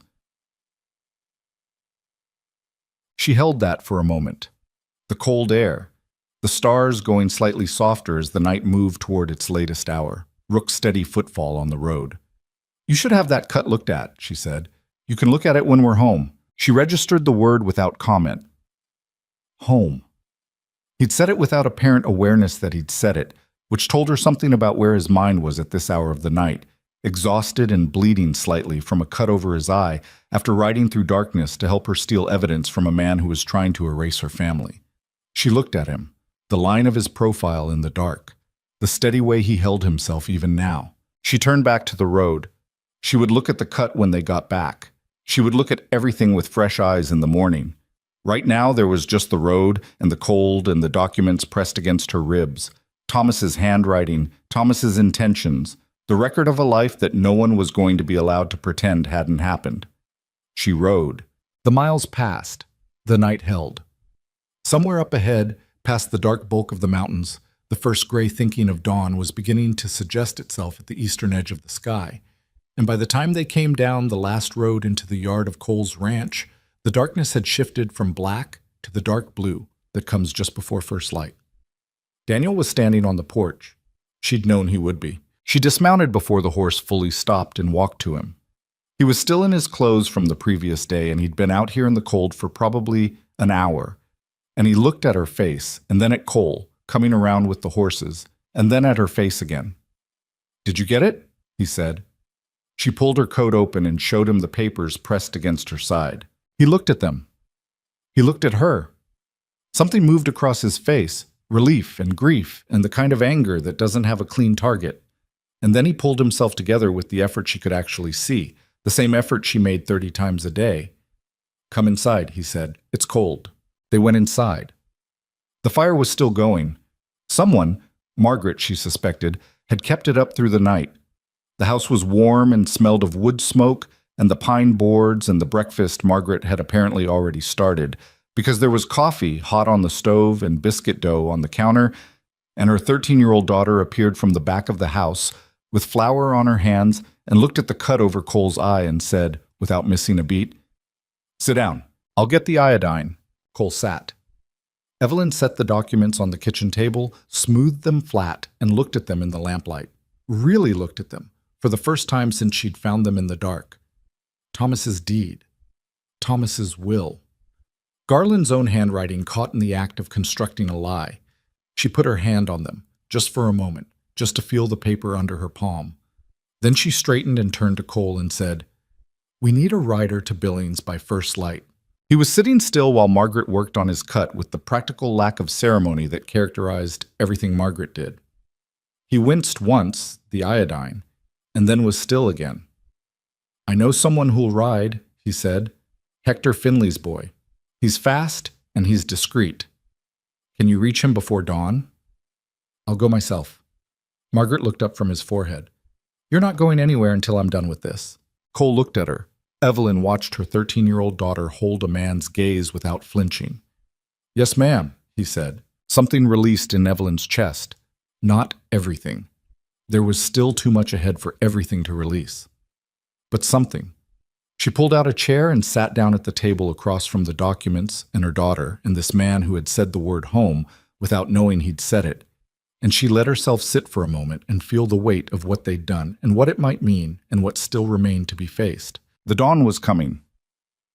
The review was in 2 days.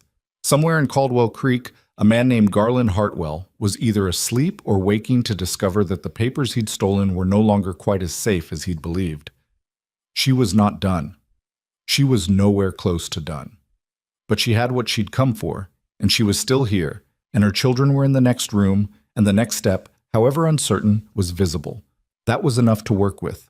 Young Cale Finley rode out before sunup with the documents copied in Evelyn's hand, and a letter addressed to Judge Carver, and they didn't hear back until the following afternoon.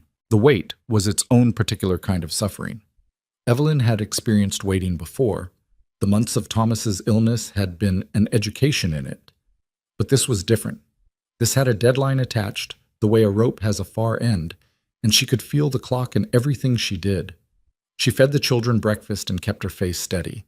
She helped Cole repair a section of fence on the north pasture because standing still was worse than moving. She went over the original documents 3 more times, sitting at the kitchen table in the afternoon light, making sure she understood every word, every date, every implication, so that when she stood in front of whoever was going to hear this, she would not be caught uncertain about anything she was presenting. Cole had sent word to Abbott as well, not to argue the case, because Abbott had already demonstrated the limits of his nerve, but because they needed someone who knew procedure, who could stand in a courtroom and say the right words in the right order.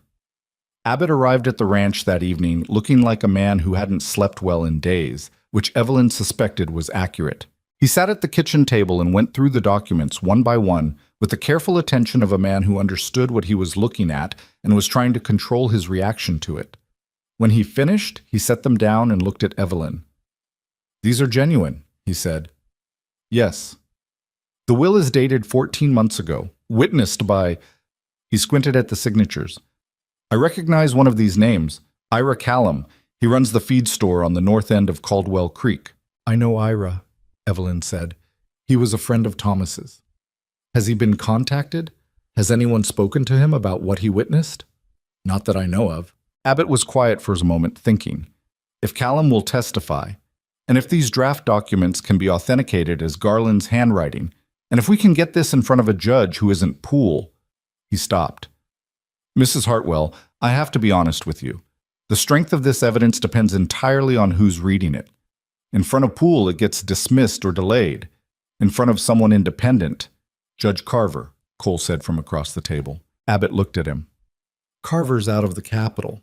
He doesn't typically ride this territory." "He's in Billings. We sent a rider."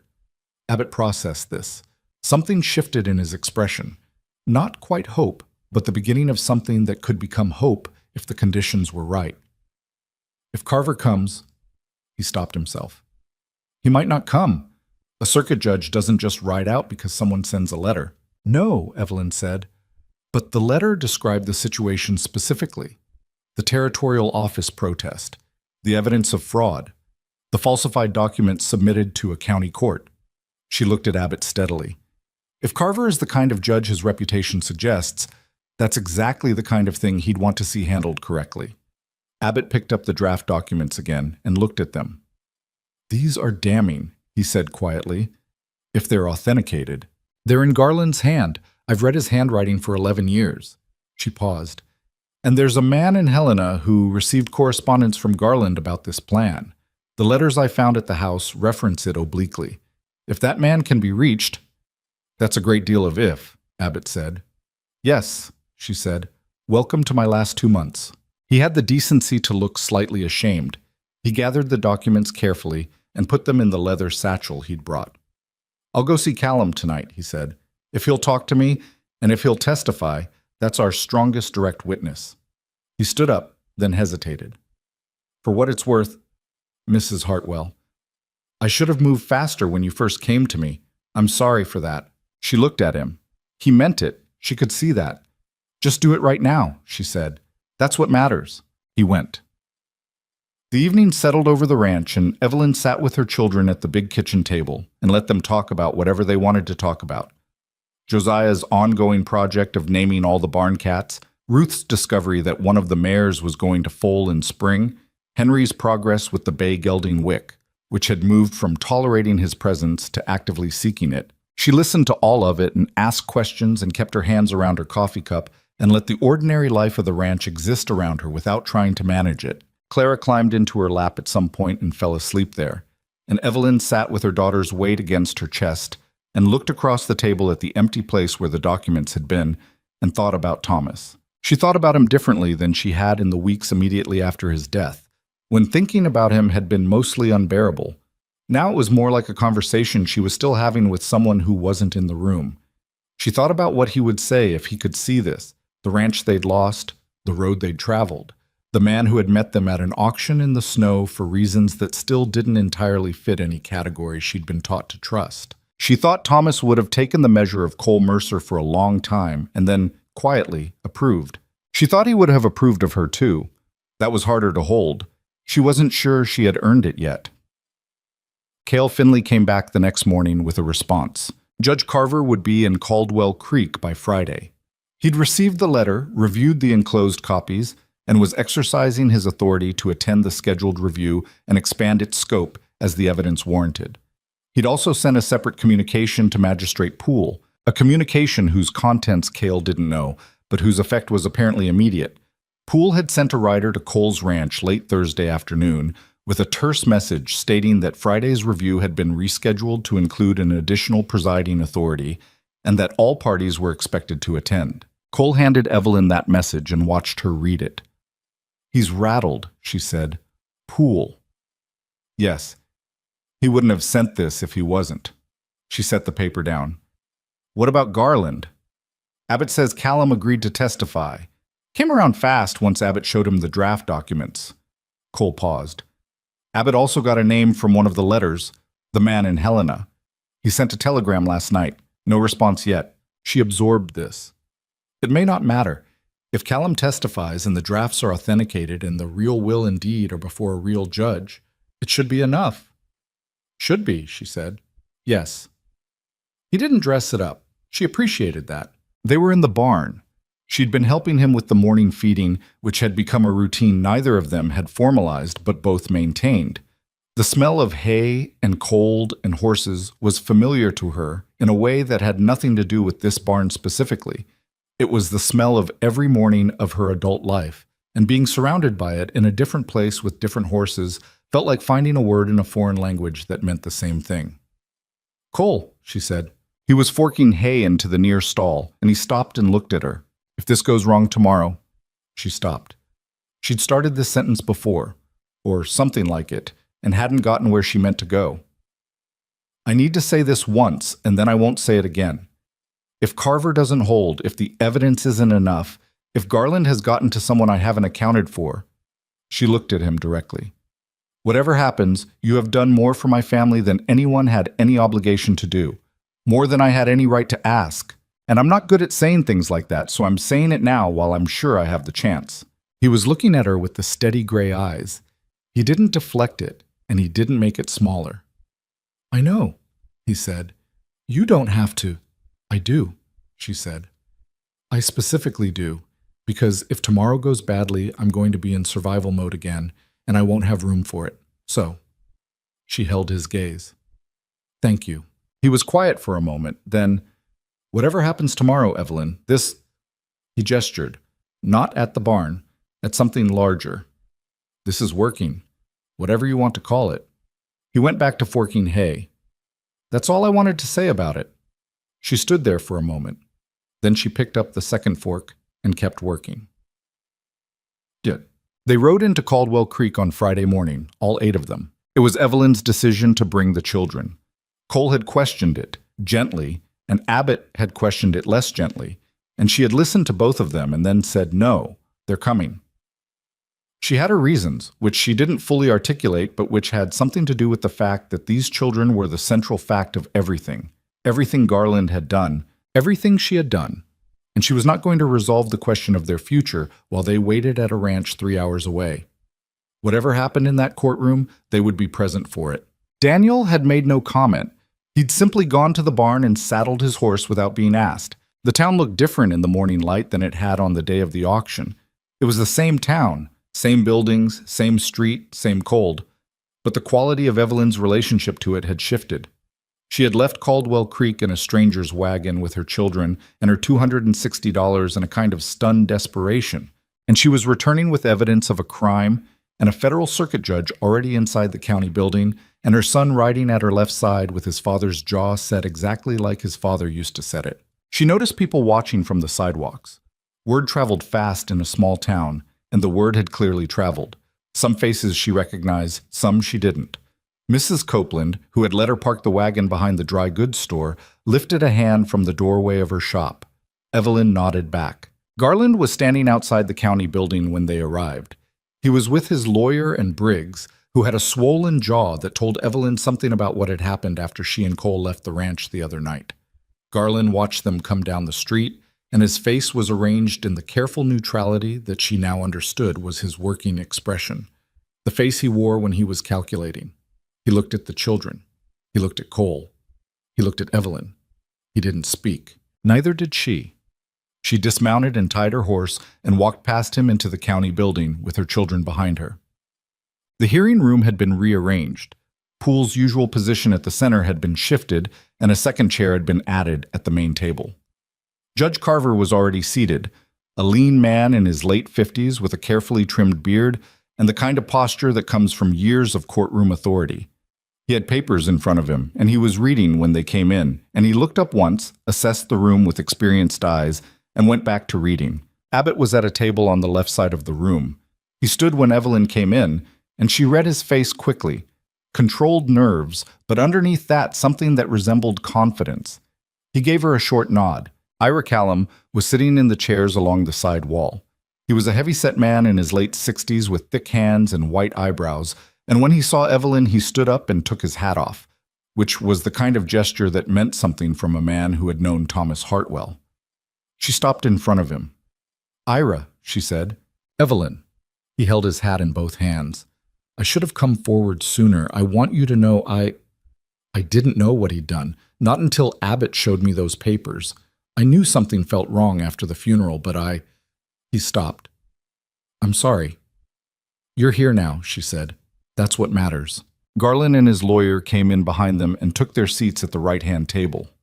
The lawyer was a man named Sherrill, who had the lean look of someone who won cases by making everything procedurally complicated, and he was already arranging papers with the efficiency of someone preparing for exactly that.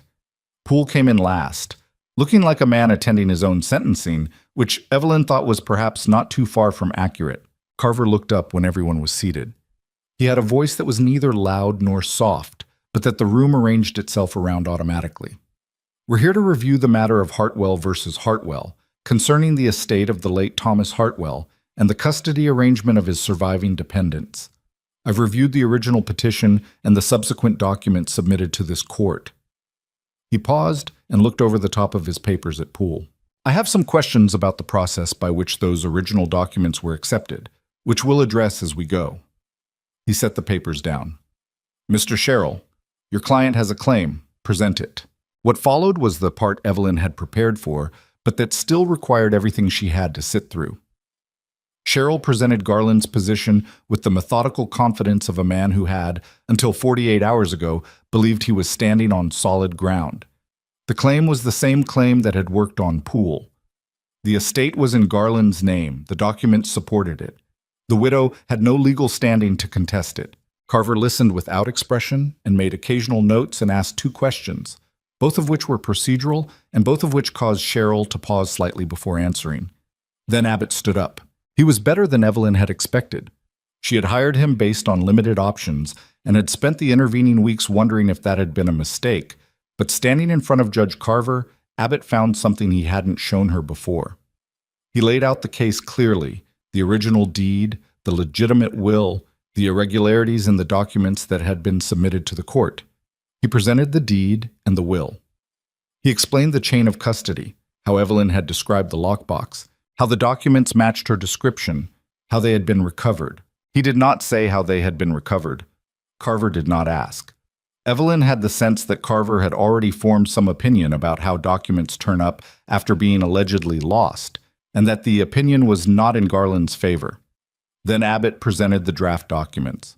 These were the ones that changed the room. Cheryl objected twice, provenance, authenticity, and Carver overruled him both times with the patient efficiency of a man who had seen this particular defense strategy before. He examined the drafts himself, holding them close and comparing them to the submitted letter with the focused attention of someone who was genuinely reading, not performing reading. "Mr. Sherrill," Carver said, "these documents appear to show the composition of the letter submitted to this court in multiple draft stages. The corrections in the margins are in the same hand as the submitted letter." He set them down. "That submitted letter is ostensibly signed by the deceased. Can you explain the existence of these drafts?" Cheryl said something about forgeries and recovered evidence and the unreliable nature of documents with uncertain provenance. He said it with less confidence than he'd said everything else. "I'll take that as a no," Carver said. Ira Callum was called next. He testified in the straightforward way of a man who had decided to tell the truth and had arrived at that decision with enough time to settle into it. He described witnessing Thomas Hartwell's will. He described the date, the circumstances, the specific language Thomas had used. He described Thomas's signature, which he'd watched being made. He identified the will Abbott had presented as the document he'd witnessed. Garland's lawyer cross-examined him for 20 minutes and got nothing useful. Callum was old and certain and didn't bend. Then Carver called Garland. Garland had been sitting at his table throughout with the patient stillness of a man accustomed to legal proceedings, which told Evelyn he had been in courtrooms before and knew how to hold himself. He took the stand without visible agitation. Carver questioned him directly and without apparent hostility, which was more unsettling than hostility would have been. He asked about the documents. He asked about the lockbox. He asked about the timeline. Specifically, he asked about the period between Thomas's death and the submission of the fraudulent letter to the court, and he asked Garland to account for his whereabouts and actions during that period in some detail. Garland's answers were careful. Too careful. The way answers are when someone has rehearsed them extensively and is now performing rehearsal rather than memory. Evelyn watched Carver's face and saw the judge registering this in the specific way judges do, with a quality of neutral attention that was actually far from neutral. At the end of Garland's testimony, Carver said, "One more question, Mr. Hartwell.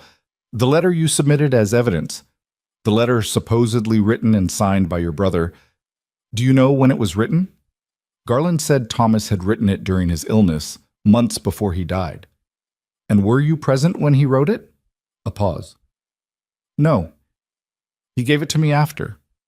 "When after?" "Sometime after." "Before or after he signed the official will that's been presented here today?" Cheryl started an objection.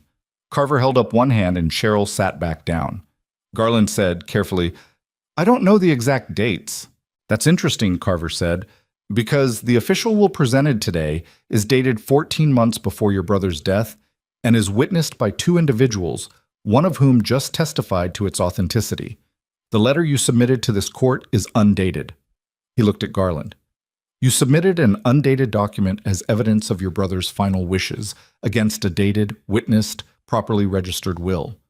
Can you help me understand that?" Garland said something about Thomas's verbal instructions, about family discussions, about his understanding of what his brother had wanted. Carver listened to all of it. "Thank you," he said when Garland was done. "You can sit down." The ruling came after a 40-minute recess that was the longest 40 minutes Evelyn could remember. She sat in the hallway with her children and Cole and Abbott and Ira Callum and the town's curious population filtering past, and she kept her back straight and her hands in her lap and said the right things to the children when they needed saying. Henry sat beside her and didn't speak. At some point he put his hand on her arm, briefly, awkward, the way 11-year-old boys do things they haven't planned to do, and then took it away.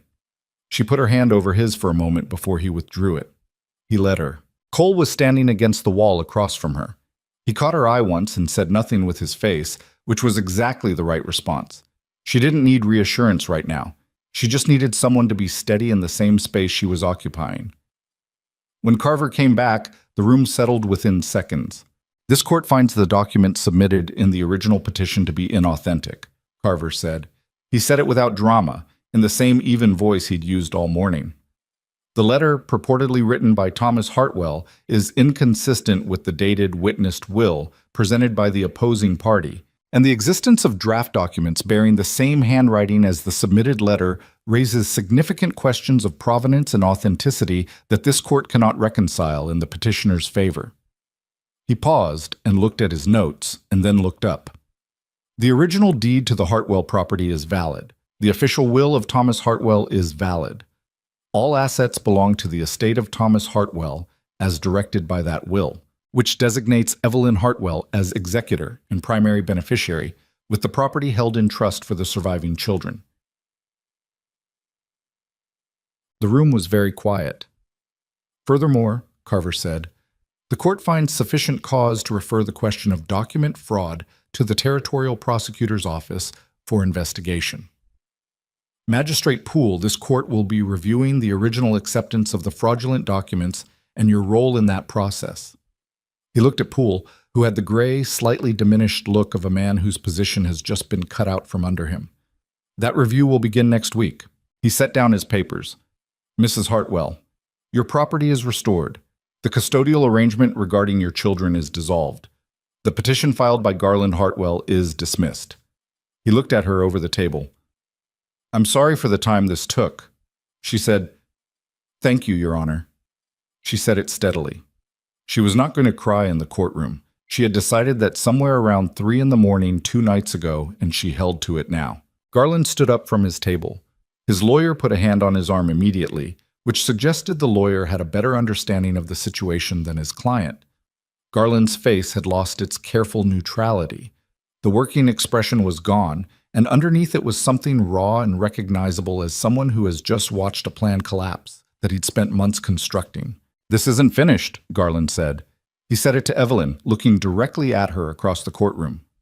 You think this is finished, but... Mr. Hartwell, Carver's voice cut across the room without being raised. You are advised by this court to consult with your legal counsel before speaking further in this proceeding. A pause. That is not a suggestion. Cheryl had his hand on Garland's arm and was speaking in his ear, and after a moment Garland sat back down. His eyes stayed on Evelyn. She held his gaze for exactly as long as it took to understand that she wasn't afraid of it anymore, and then she looked away. Not flinching, just done. There was nothing more she needed from looking at Garland Hartwell. Abbott was gathering his papers. Ira Callum was already on his feet, and when Evelyn turned, she found him beside her with his hat in his hands and his white eyebrows drawn together with something that was either emotion or the effort of controlling emotion. Thomas would have... He started and stopped. He was a good man, he said instead. The best I knew. Yes, she said. He was. The room was breaking apart around them, people moving and talking. Cole was making his way across from the wall where he'd stood for the entire proceeding, moving without urgency through the crowd. Daniel was beside her. She could feel all 6 of her children in the space around her the way you feel weather on your skin, a peripheral awareness that never fully went quiet. Clara tugged her sleeve. Mama, are we going home now? Evelyn looked down at her. Yes, baby, she said. We're going home. She meant Cole's ranch because that was where home was right now, and because Clara didn't need a longer answer than that. But as she said it, she was also thinking about the 240 acres that were legally hers again. The house Thomas had built board by board, the cottonwoods along the north fence. She was thinking about what it would take to go back there, whether she wanted to, what going back would mean against what staying at the Boulder Valley Ranch would mean, And she didn't have the answer to any of that yet. She didn't need the answer today. Cole reached her. He looked at her face, not asking anything, just looking. She was aware that her face was probably telling him more than she intended, because it did that when she was tired enough to stop managing it. "All right," he said. "Yes," she said. And then, because she owed him honesty, almost, he nodded. He understood the difference. They walked out of the courthouse into the cold Caldwell Creek afternoon. The street was the same street it had always been. The same buildings, the same sky, the same mountains above the valley. The people who had watched the auction were some of them still here, watching again. She could feel it. The difference was that this time she was walking out with everything and not in pieces. And she was doing it on her own terms. And whatever anyone in this town thought about that, she found she had very little room left in her to care about it. Mrs. Copeland was standing outside her shop. She said, "Evelyn," when Evelyn passed. Evelyn stopped, looked at her. The older woman had a complicated expression on her face, something between relief and guilt, which was probably the right combination. "I'm glad it came out right," Copeland said. "Thank you," Evelyn said. She meant it, but she said it and kept walking, because gratitude for watching from the sidelines while someone else's life collapsed was the kind of thing that deserved acknowledgement and nothing more. Henry fell into step beside her. Without planning it, they matched pace. His stride had gotten longer in the past 3 weeks, she noticed. Longer and more deliberate, like someone practicing a walk they'd decided on. "It's over?"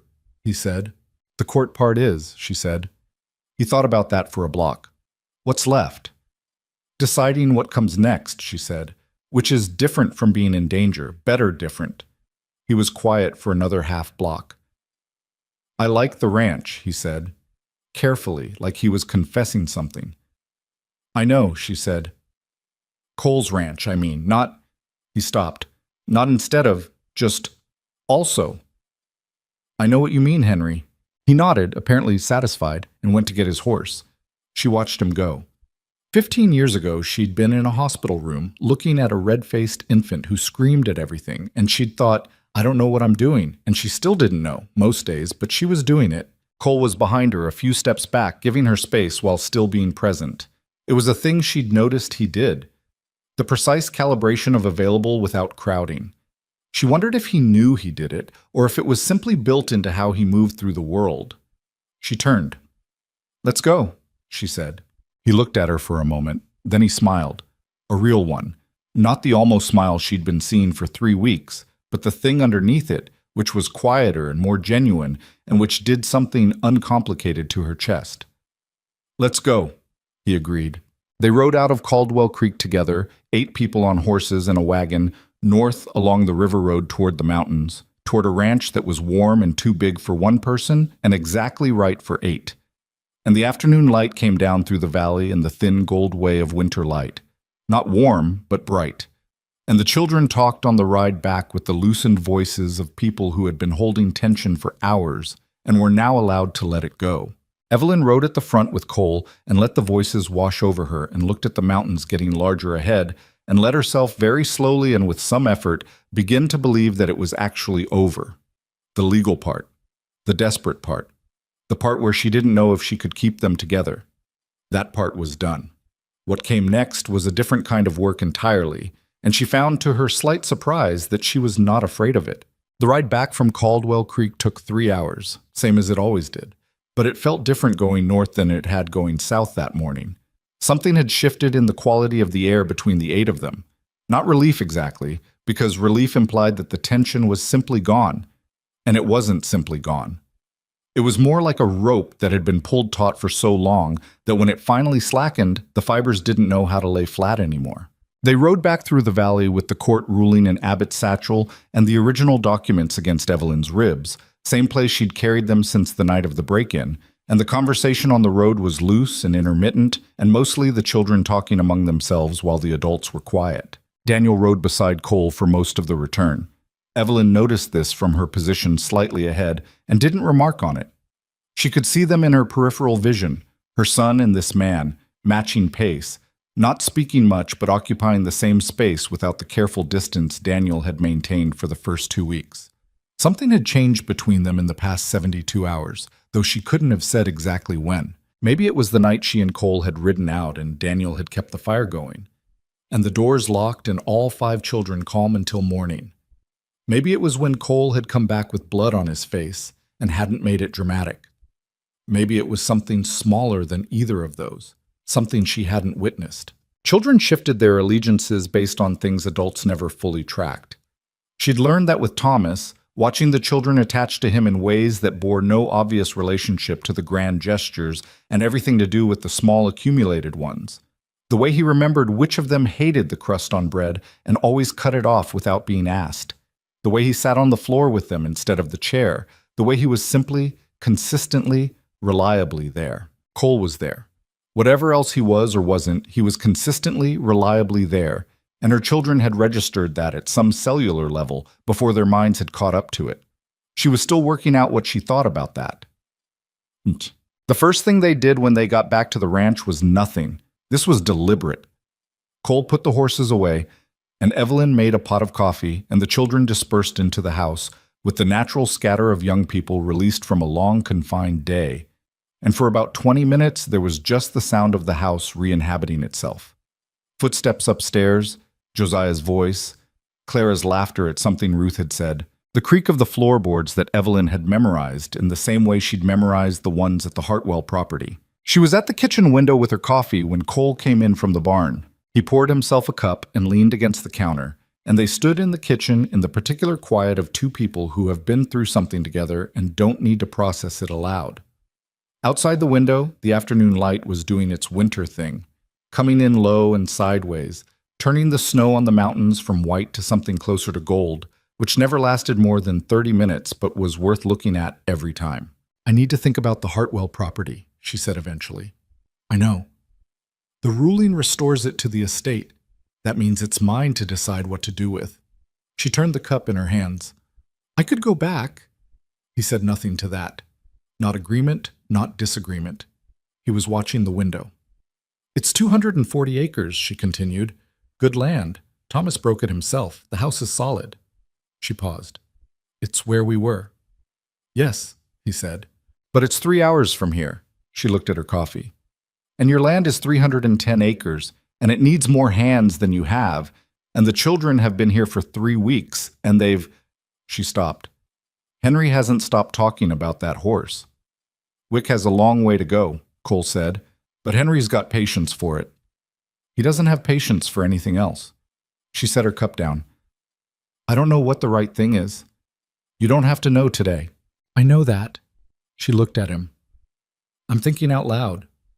"I know you are." He turned from the window and looked at her directly. The cut above his eye had scabbed over in the past 2 days, and Margaret had made him keep a bandage on it, which he'd tolerated with the quiet resignation of a man who had learned to pick his battles. "Can I say something?" "Yes." He was quiet for a moment, in the way he got quiet when he was choosing words rather than reaching for them. "You could sell the Hartwell land," he said, "or lease it. There are families around Caldwell Creek who've been looking for property." He paused. "That money, combined with what this ranch produces, you wouldn't be dependent on anything uncertain." She looked at him. "That would mean staying here." "Yes," he said, "it would."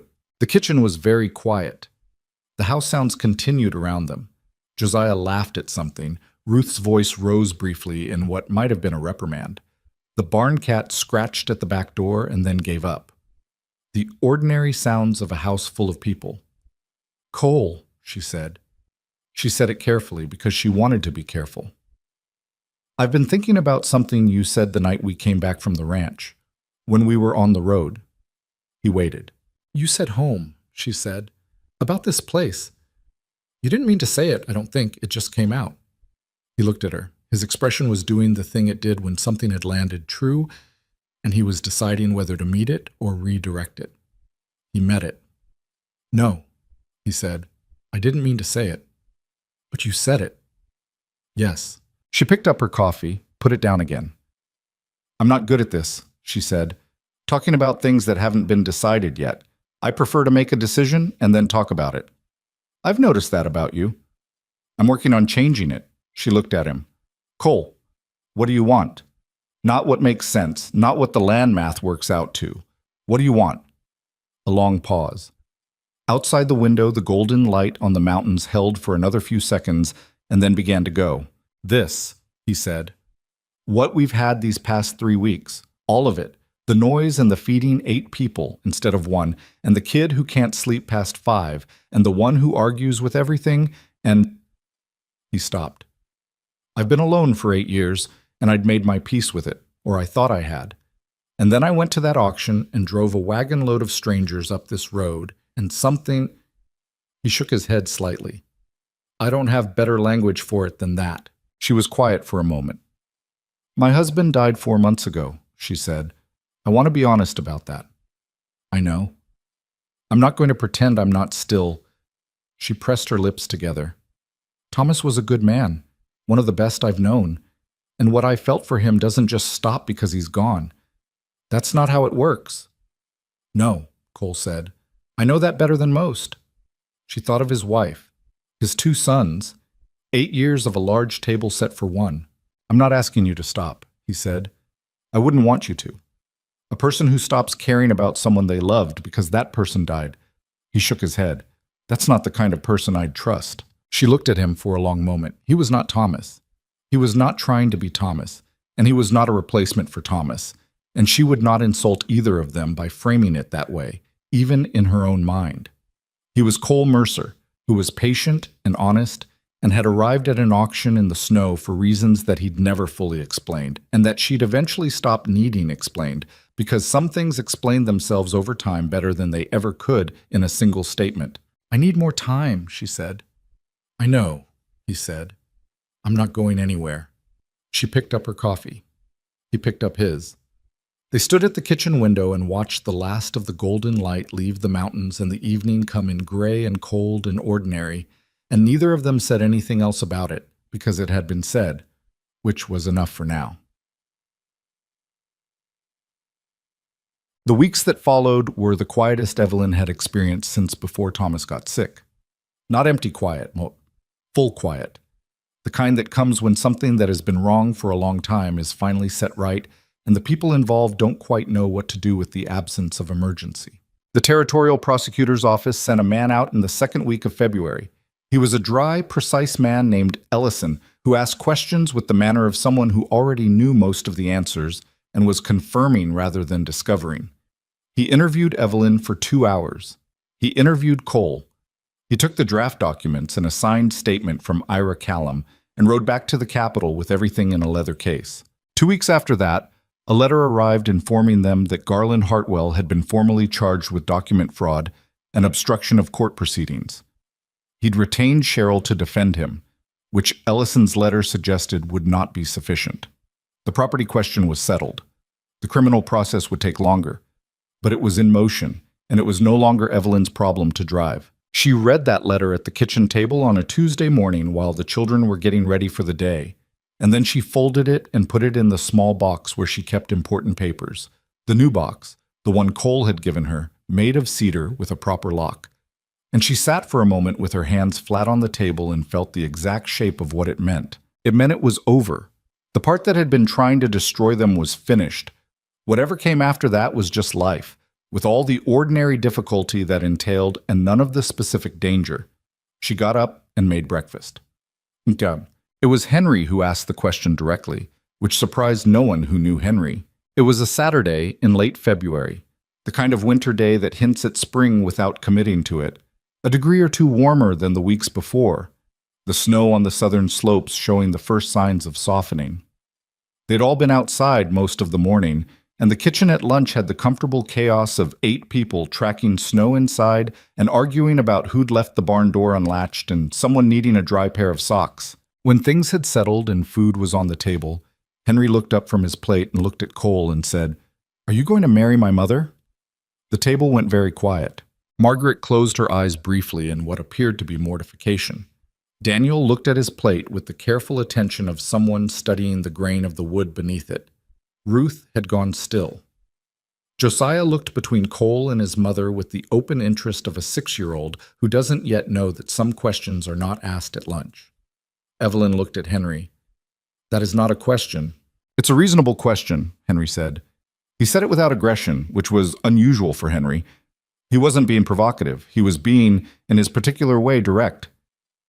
We've been here 2 months. He's not going anywhere.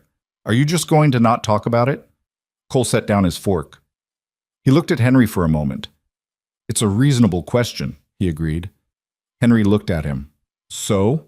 So it's not a decision I make by myself, Cole said. Or that your mother makes by herself. Or that you make by yourself, for that matter. Henry considered this. But you want to. A pause. Yes, Cole said. I want to.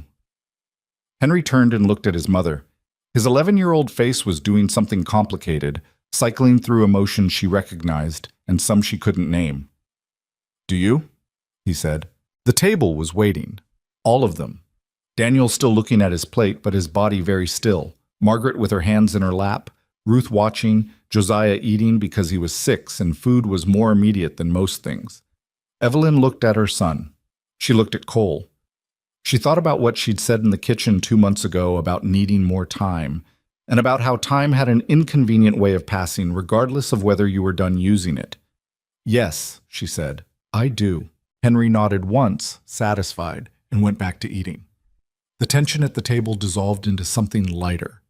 Margaret let out a breath. Daniel looked up from his plate with an expression that was not quite a smile, but was no longer not a smile either. Ruth made a small sound that might have been relief or approval. Josiah asked if there was more bread. Cole looked at Evelyn across the table. His eyes were doing the thing she'd started to recognize, that steady warmth that he kept banked most of the time and occasionally let show. She held his gaze for a moment and then looked down at her own plate because there were 8 people in this kitchen, and she was not going to sit here going soft at the lunch table. Later, when the children were occupied elsewhere and the kitchen was quiet, Cole found her in the front room mending one of Josiah's shirts. He sat down across from her. He didn't have anything in his hands, which was unusual. Cole Mercer was a man who was always doing something with his hands. I should do this properly, he said. She looked up from the mending. He stopped, tried again. I'm not a man who talks well about personal things. You know that by now. I've noticed, she said. But I want to be clear about what I'm asking. It's not a business arrangement. It's not about the land or the children or what makes sense on paper. He looked at her directly. I want to be your husband. I want to be in this family, whatever that costs and however long it takes to get there properly. He paused. Will you marry me? She set the mending down in her lap. She thought about the auction, the cold street, a man at the back of a crowd saying, I'll take all of them in a voice that was unhurried, and the way she'd looked at him and tried to find the angle and couldn't, and how she'd followed him into the frozen wilderness with 6 children and her wits and a knife in her pocket because she was out of options, and he was what was in front of her. She thought about how little of that had turned out to be the truth of it. Yes, she said, I'll marry you. He was quiet for a moment, then he said, all right, the same way he said most things. Without performance, without excess. Just the fact of it, accepted. She picked up the mending again. He sat there for a moment more, and she could feel him smiling without looking up, which was a thing she found she didn't mind at all. They married in April when the first real thaw came, and the ground turned from iron to mud, and the cottonwoods along the creek put out their first tentative leaves. Evelyn had not wanted a large ceremony, and Cole had not wanted any ceremony, and they'd compromised on something in between. A gathering at the ranch, a few dozen people, the kind of thing that is more celebration than performance. The guest list assembled itself in the way guest lists do when a story has spread through a community. Ira Callum came, and his wife, and they brought a pie that was slightly lopsided but tasted right. Abbott came and shook Cole's hand and told Evelyn she was one of the most competent people he'd ever worked with, which she took as the sincere compliment it was. Mrs. Copeland came, which Evelyn noted without particular warmth but without coldness either. Some people from the Boulder Valley, neighbors of Cole's who had been watching from a respectful distance for months, came with food and handshakes and the straightforward goodwill of people who were glad the man they'd known to be lonely for 8 years had apparently stopped being so. Hector Finley came, and Cale Finley, who stood very straight and seemed aware of the small role he'd played in the chain of events, and was quietly pleased with it. The Hartwell property had been leased the previous month to a young family from Nebraska who'd been looking for land and had the means to work it properly. The money from the lease went into a joint account that Evelyn and Cole had established at the bank in Caldwell Creek, and Evelyn had sat across from the bank clerk and signed her name on the account, and felt something clarify in her chest. Not the relief of rescue, but the different and more durable feeling of having built a floor under yourself with your own hands. She and Cole had spent 3 weeks in February and March expanding the Boulder Valley Ranch. Not grandly, not all at once, but with the specific additions that 8 people required that one person didn't. A third room upstairs, a proper pantry, a new section of fence on the south pasture that Cole and Daniel had built together over the course of 8 cold days, and which Evelyn had watched from the window on the last day when they came back inside arguing, mildly but genuinely, about the correct way to set a corner post. And she'd stood at the window watching her 15-year-old son argue with this man as if they'd been doing it for years. It wasn't her house yet, not fully. Maybe it never would be in the way the Hartwell place had been. That was where she'd been young, where Thomas had been alive, where all 6 children had been born. Some places you don't get a second version of, but this was a real place, with real people in it, and it was hers, and she was finding that real was better than the word she'd been looking for. The ceremony itself was short and imperfect in the specific ways that real things are imperfect. Clara cried not from sadness, but from the excitement of being dressed up, and the crying was contagious in the way 4-year-old crying always is. And for about 3 minutes in the middle of the proceedings, the front room was a minor chaos that neither Evelyn nor Cole had accounted for. Evelyn laughed, which surprised her. Cole looked at her laughing, and something moved across his face that she would remember later as the moment she stopped thinking of him as someone she was learning to trust and started thinking of him as simply hers. Daniel stood at the back of the room with his arms folded in the way he had when he was feeling something he hadn't decided how to display. And Evelyn caught his eye once during the ceremony, and he gave her a nod that contained a large amount of things she didn't need him to say out loud. He was going to be all right. She had known it for a while, but the nod confirmed it. Henry stood next to Daniel. He didn't fold his arms. He watched the whole thing with that direct attention he gave to things he'd decided mattered, and he cried once, briefly, which he would deny for years afterward, and which she would never contradict him about. Some dignities deserved protecting. Ruth held Josiah's hand throughout. Josiah kept trying to turn around and look at the guests. Margaret stood closest to Evelyn, slightly behind her right shoulder, the way she'd stood for months, present and available without being intrusive. When it was over and people were moving and talking, Margaret hugged her quickly, hard, without a word, and then stepped back and straightened her dress, and was composed again. Which was so perfectly Margaret that Evelyn had to look away. Cole's hand in hers was warm and calloused and certain, which seemed like the right combination. That summer was the first summer in years that Evelyn worked without fear underneath the work. There was still hard work. There was always hard work on a ranch. The kind that started before light and didn't finish until after dark, and didn't pause for weather or feeling or anything else. The Boulder Valley land needed what all frontier land needed: constant tending, constant attention, the kind of physical labor that doesn't ask you how you feel about it. She didn't mind. She had never minded the work itself. What she'd minded was doing it while holding dread in her chest like a second occupation. The dread was gone. What replaced it wasn't ease, exactly. Life at 34 with 6 children and a new husband and 310 acres was not something anyone could reasonably call easy. But it was solid. It had a foundation under it that she'd helped build and could see and touch and trust, and that was a different category entirely. Cole was a better partner than she had calculated. She'd calculated for decent, honest and hardworking and reliable, because those were the things that mattered, and she'd been right to weight them heavily.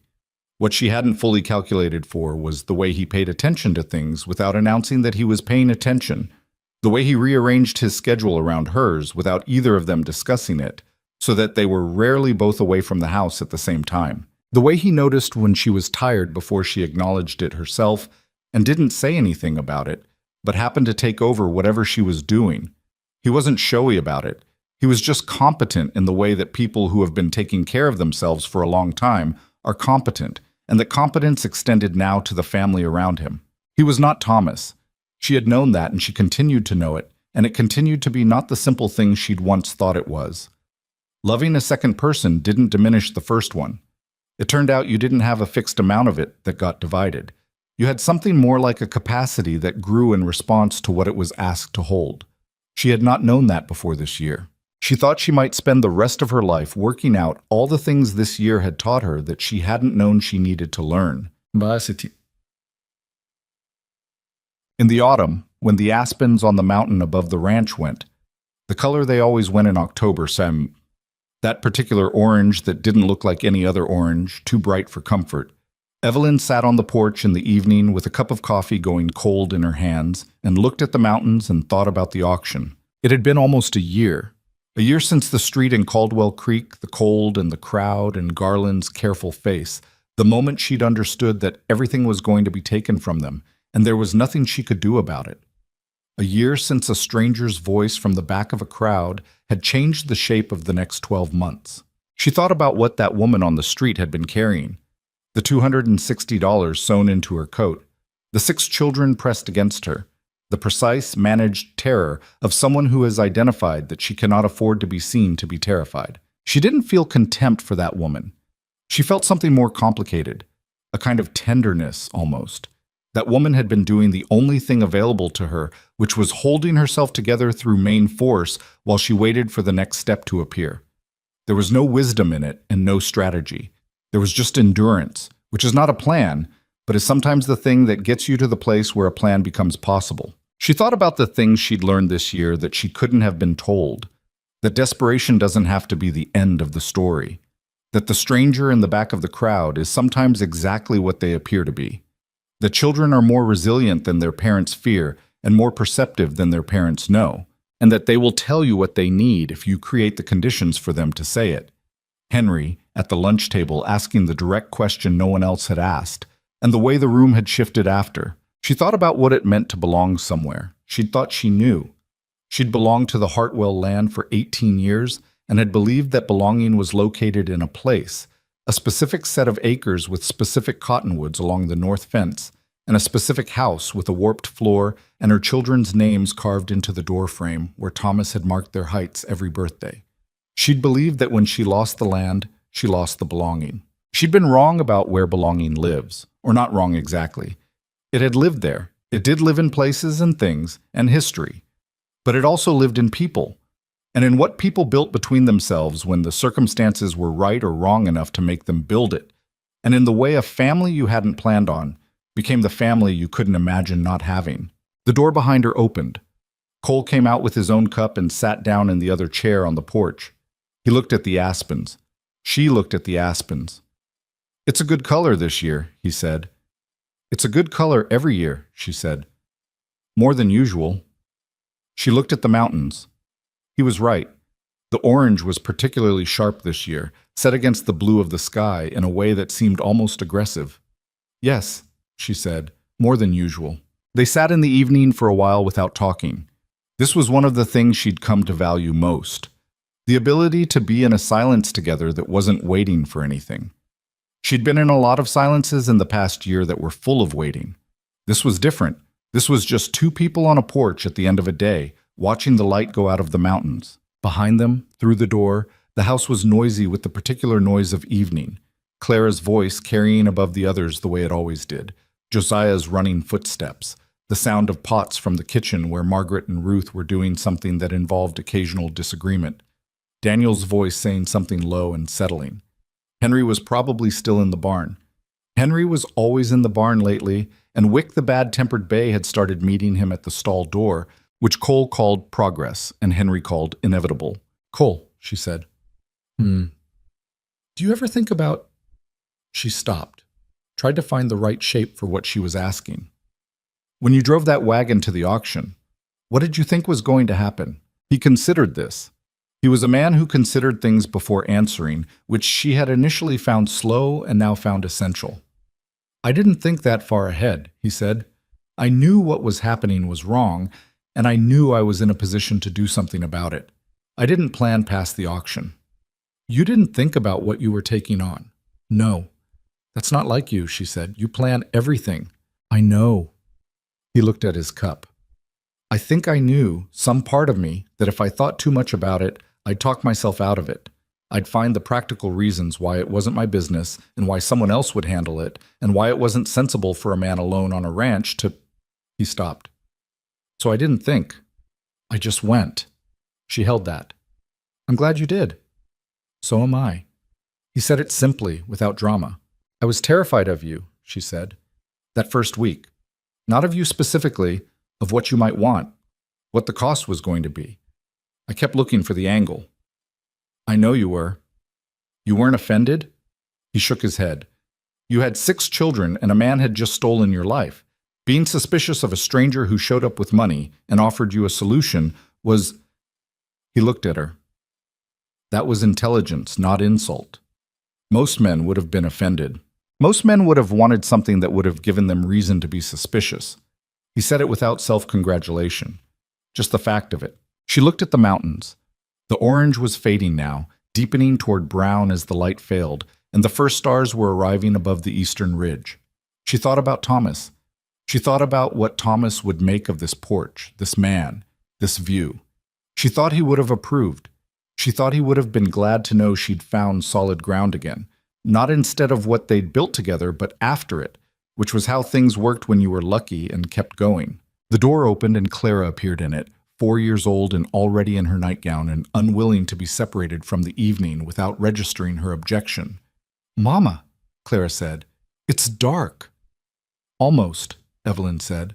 Not quite. Margaret says to come in. Margaret's right. Give us a minute. Clara considered whether this was acceptable. She looked at Cole. Your coffee's cold, she said, which was accurate, and then she went back inside. Cole looked at Evelyn. The not-quite smile. We should go in, she said. We should, he agreed, and neither of them moved for another moment. She sat on that porch and looked at the last light on the mountains and thought about the things you only understand after you've been through them. That the worst period of your life is not necessarily a wrong turn. That people appear in the places you'd never have chosen to be. That belonging isn't something you have until it's something you build. And that building it requires exactly the things you spend your whole life hoping you won't need. Loss and endurance and the willingness to follow a stranger's wagon into the snow when every careful instinct says otherwise. She didn't know what the next year would bring. She knew the ranch needed a new water line run to the south pasture. She knew Daniel had started talking about eventually getting land of his own, which she received with the bittersweet pride of a mother who has done her job well enough that her children can imagine their own futures.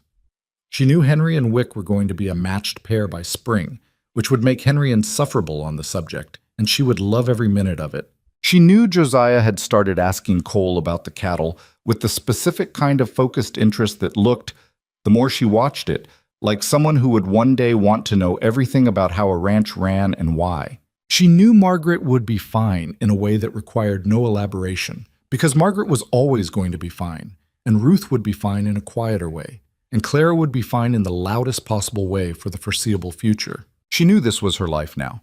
Not the one she'd built with Thomas, not the one she'd had before the hard year. A different one. A new one, with new people and new land and a husband who had come from outside any plan she'd made and had turned out to be exactly what none of them had known they needed. She had not survived the winter by being rescued. She needed to be clear about that, to herself if to no one else, because the story could be told that way, and she refused to let it. She had survived the winter by refusing to let her children be split up, and by thinking clearly under pressure, and by being willing to ride through the dark toward something she was afraid of because the alternative was worse. Cole had made the path possible, but she had walked it, every step, with her own feet. That was the thing she would carry longest, she thought. Not the land or the legal victory or even the warmth of the house behind her full of children who were whole and safe. It was the knowledge of what she was capable of when the circumstances demanded it, and the understanding that that knowledge couldn't be taken from her the way land could be taken or papers could be forged. It lived in her. She'd earned it in a specific hard way, and it was hers. The last light left the mountains. The stars were out in earnest now, the same hard, brilliant winter stars she'd watched from a wagon seat a year ago, going north toward an unknown ranch with 6 frightened children and a stranger holding the reins. She was still going north. She would always be going north, in the direction of whatever came next, because that was what you did when you were still alive and the road was still in front of you. She got up from the chair. Cole got up beside her. They went inside to the noise and the warmth and the children, and behind them the door closed against the night, and the fire was going in the hearth, and the house was full. That was enough. That was more than enough. That was everything.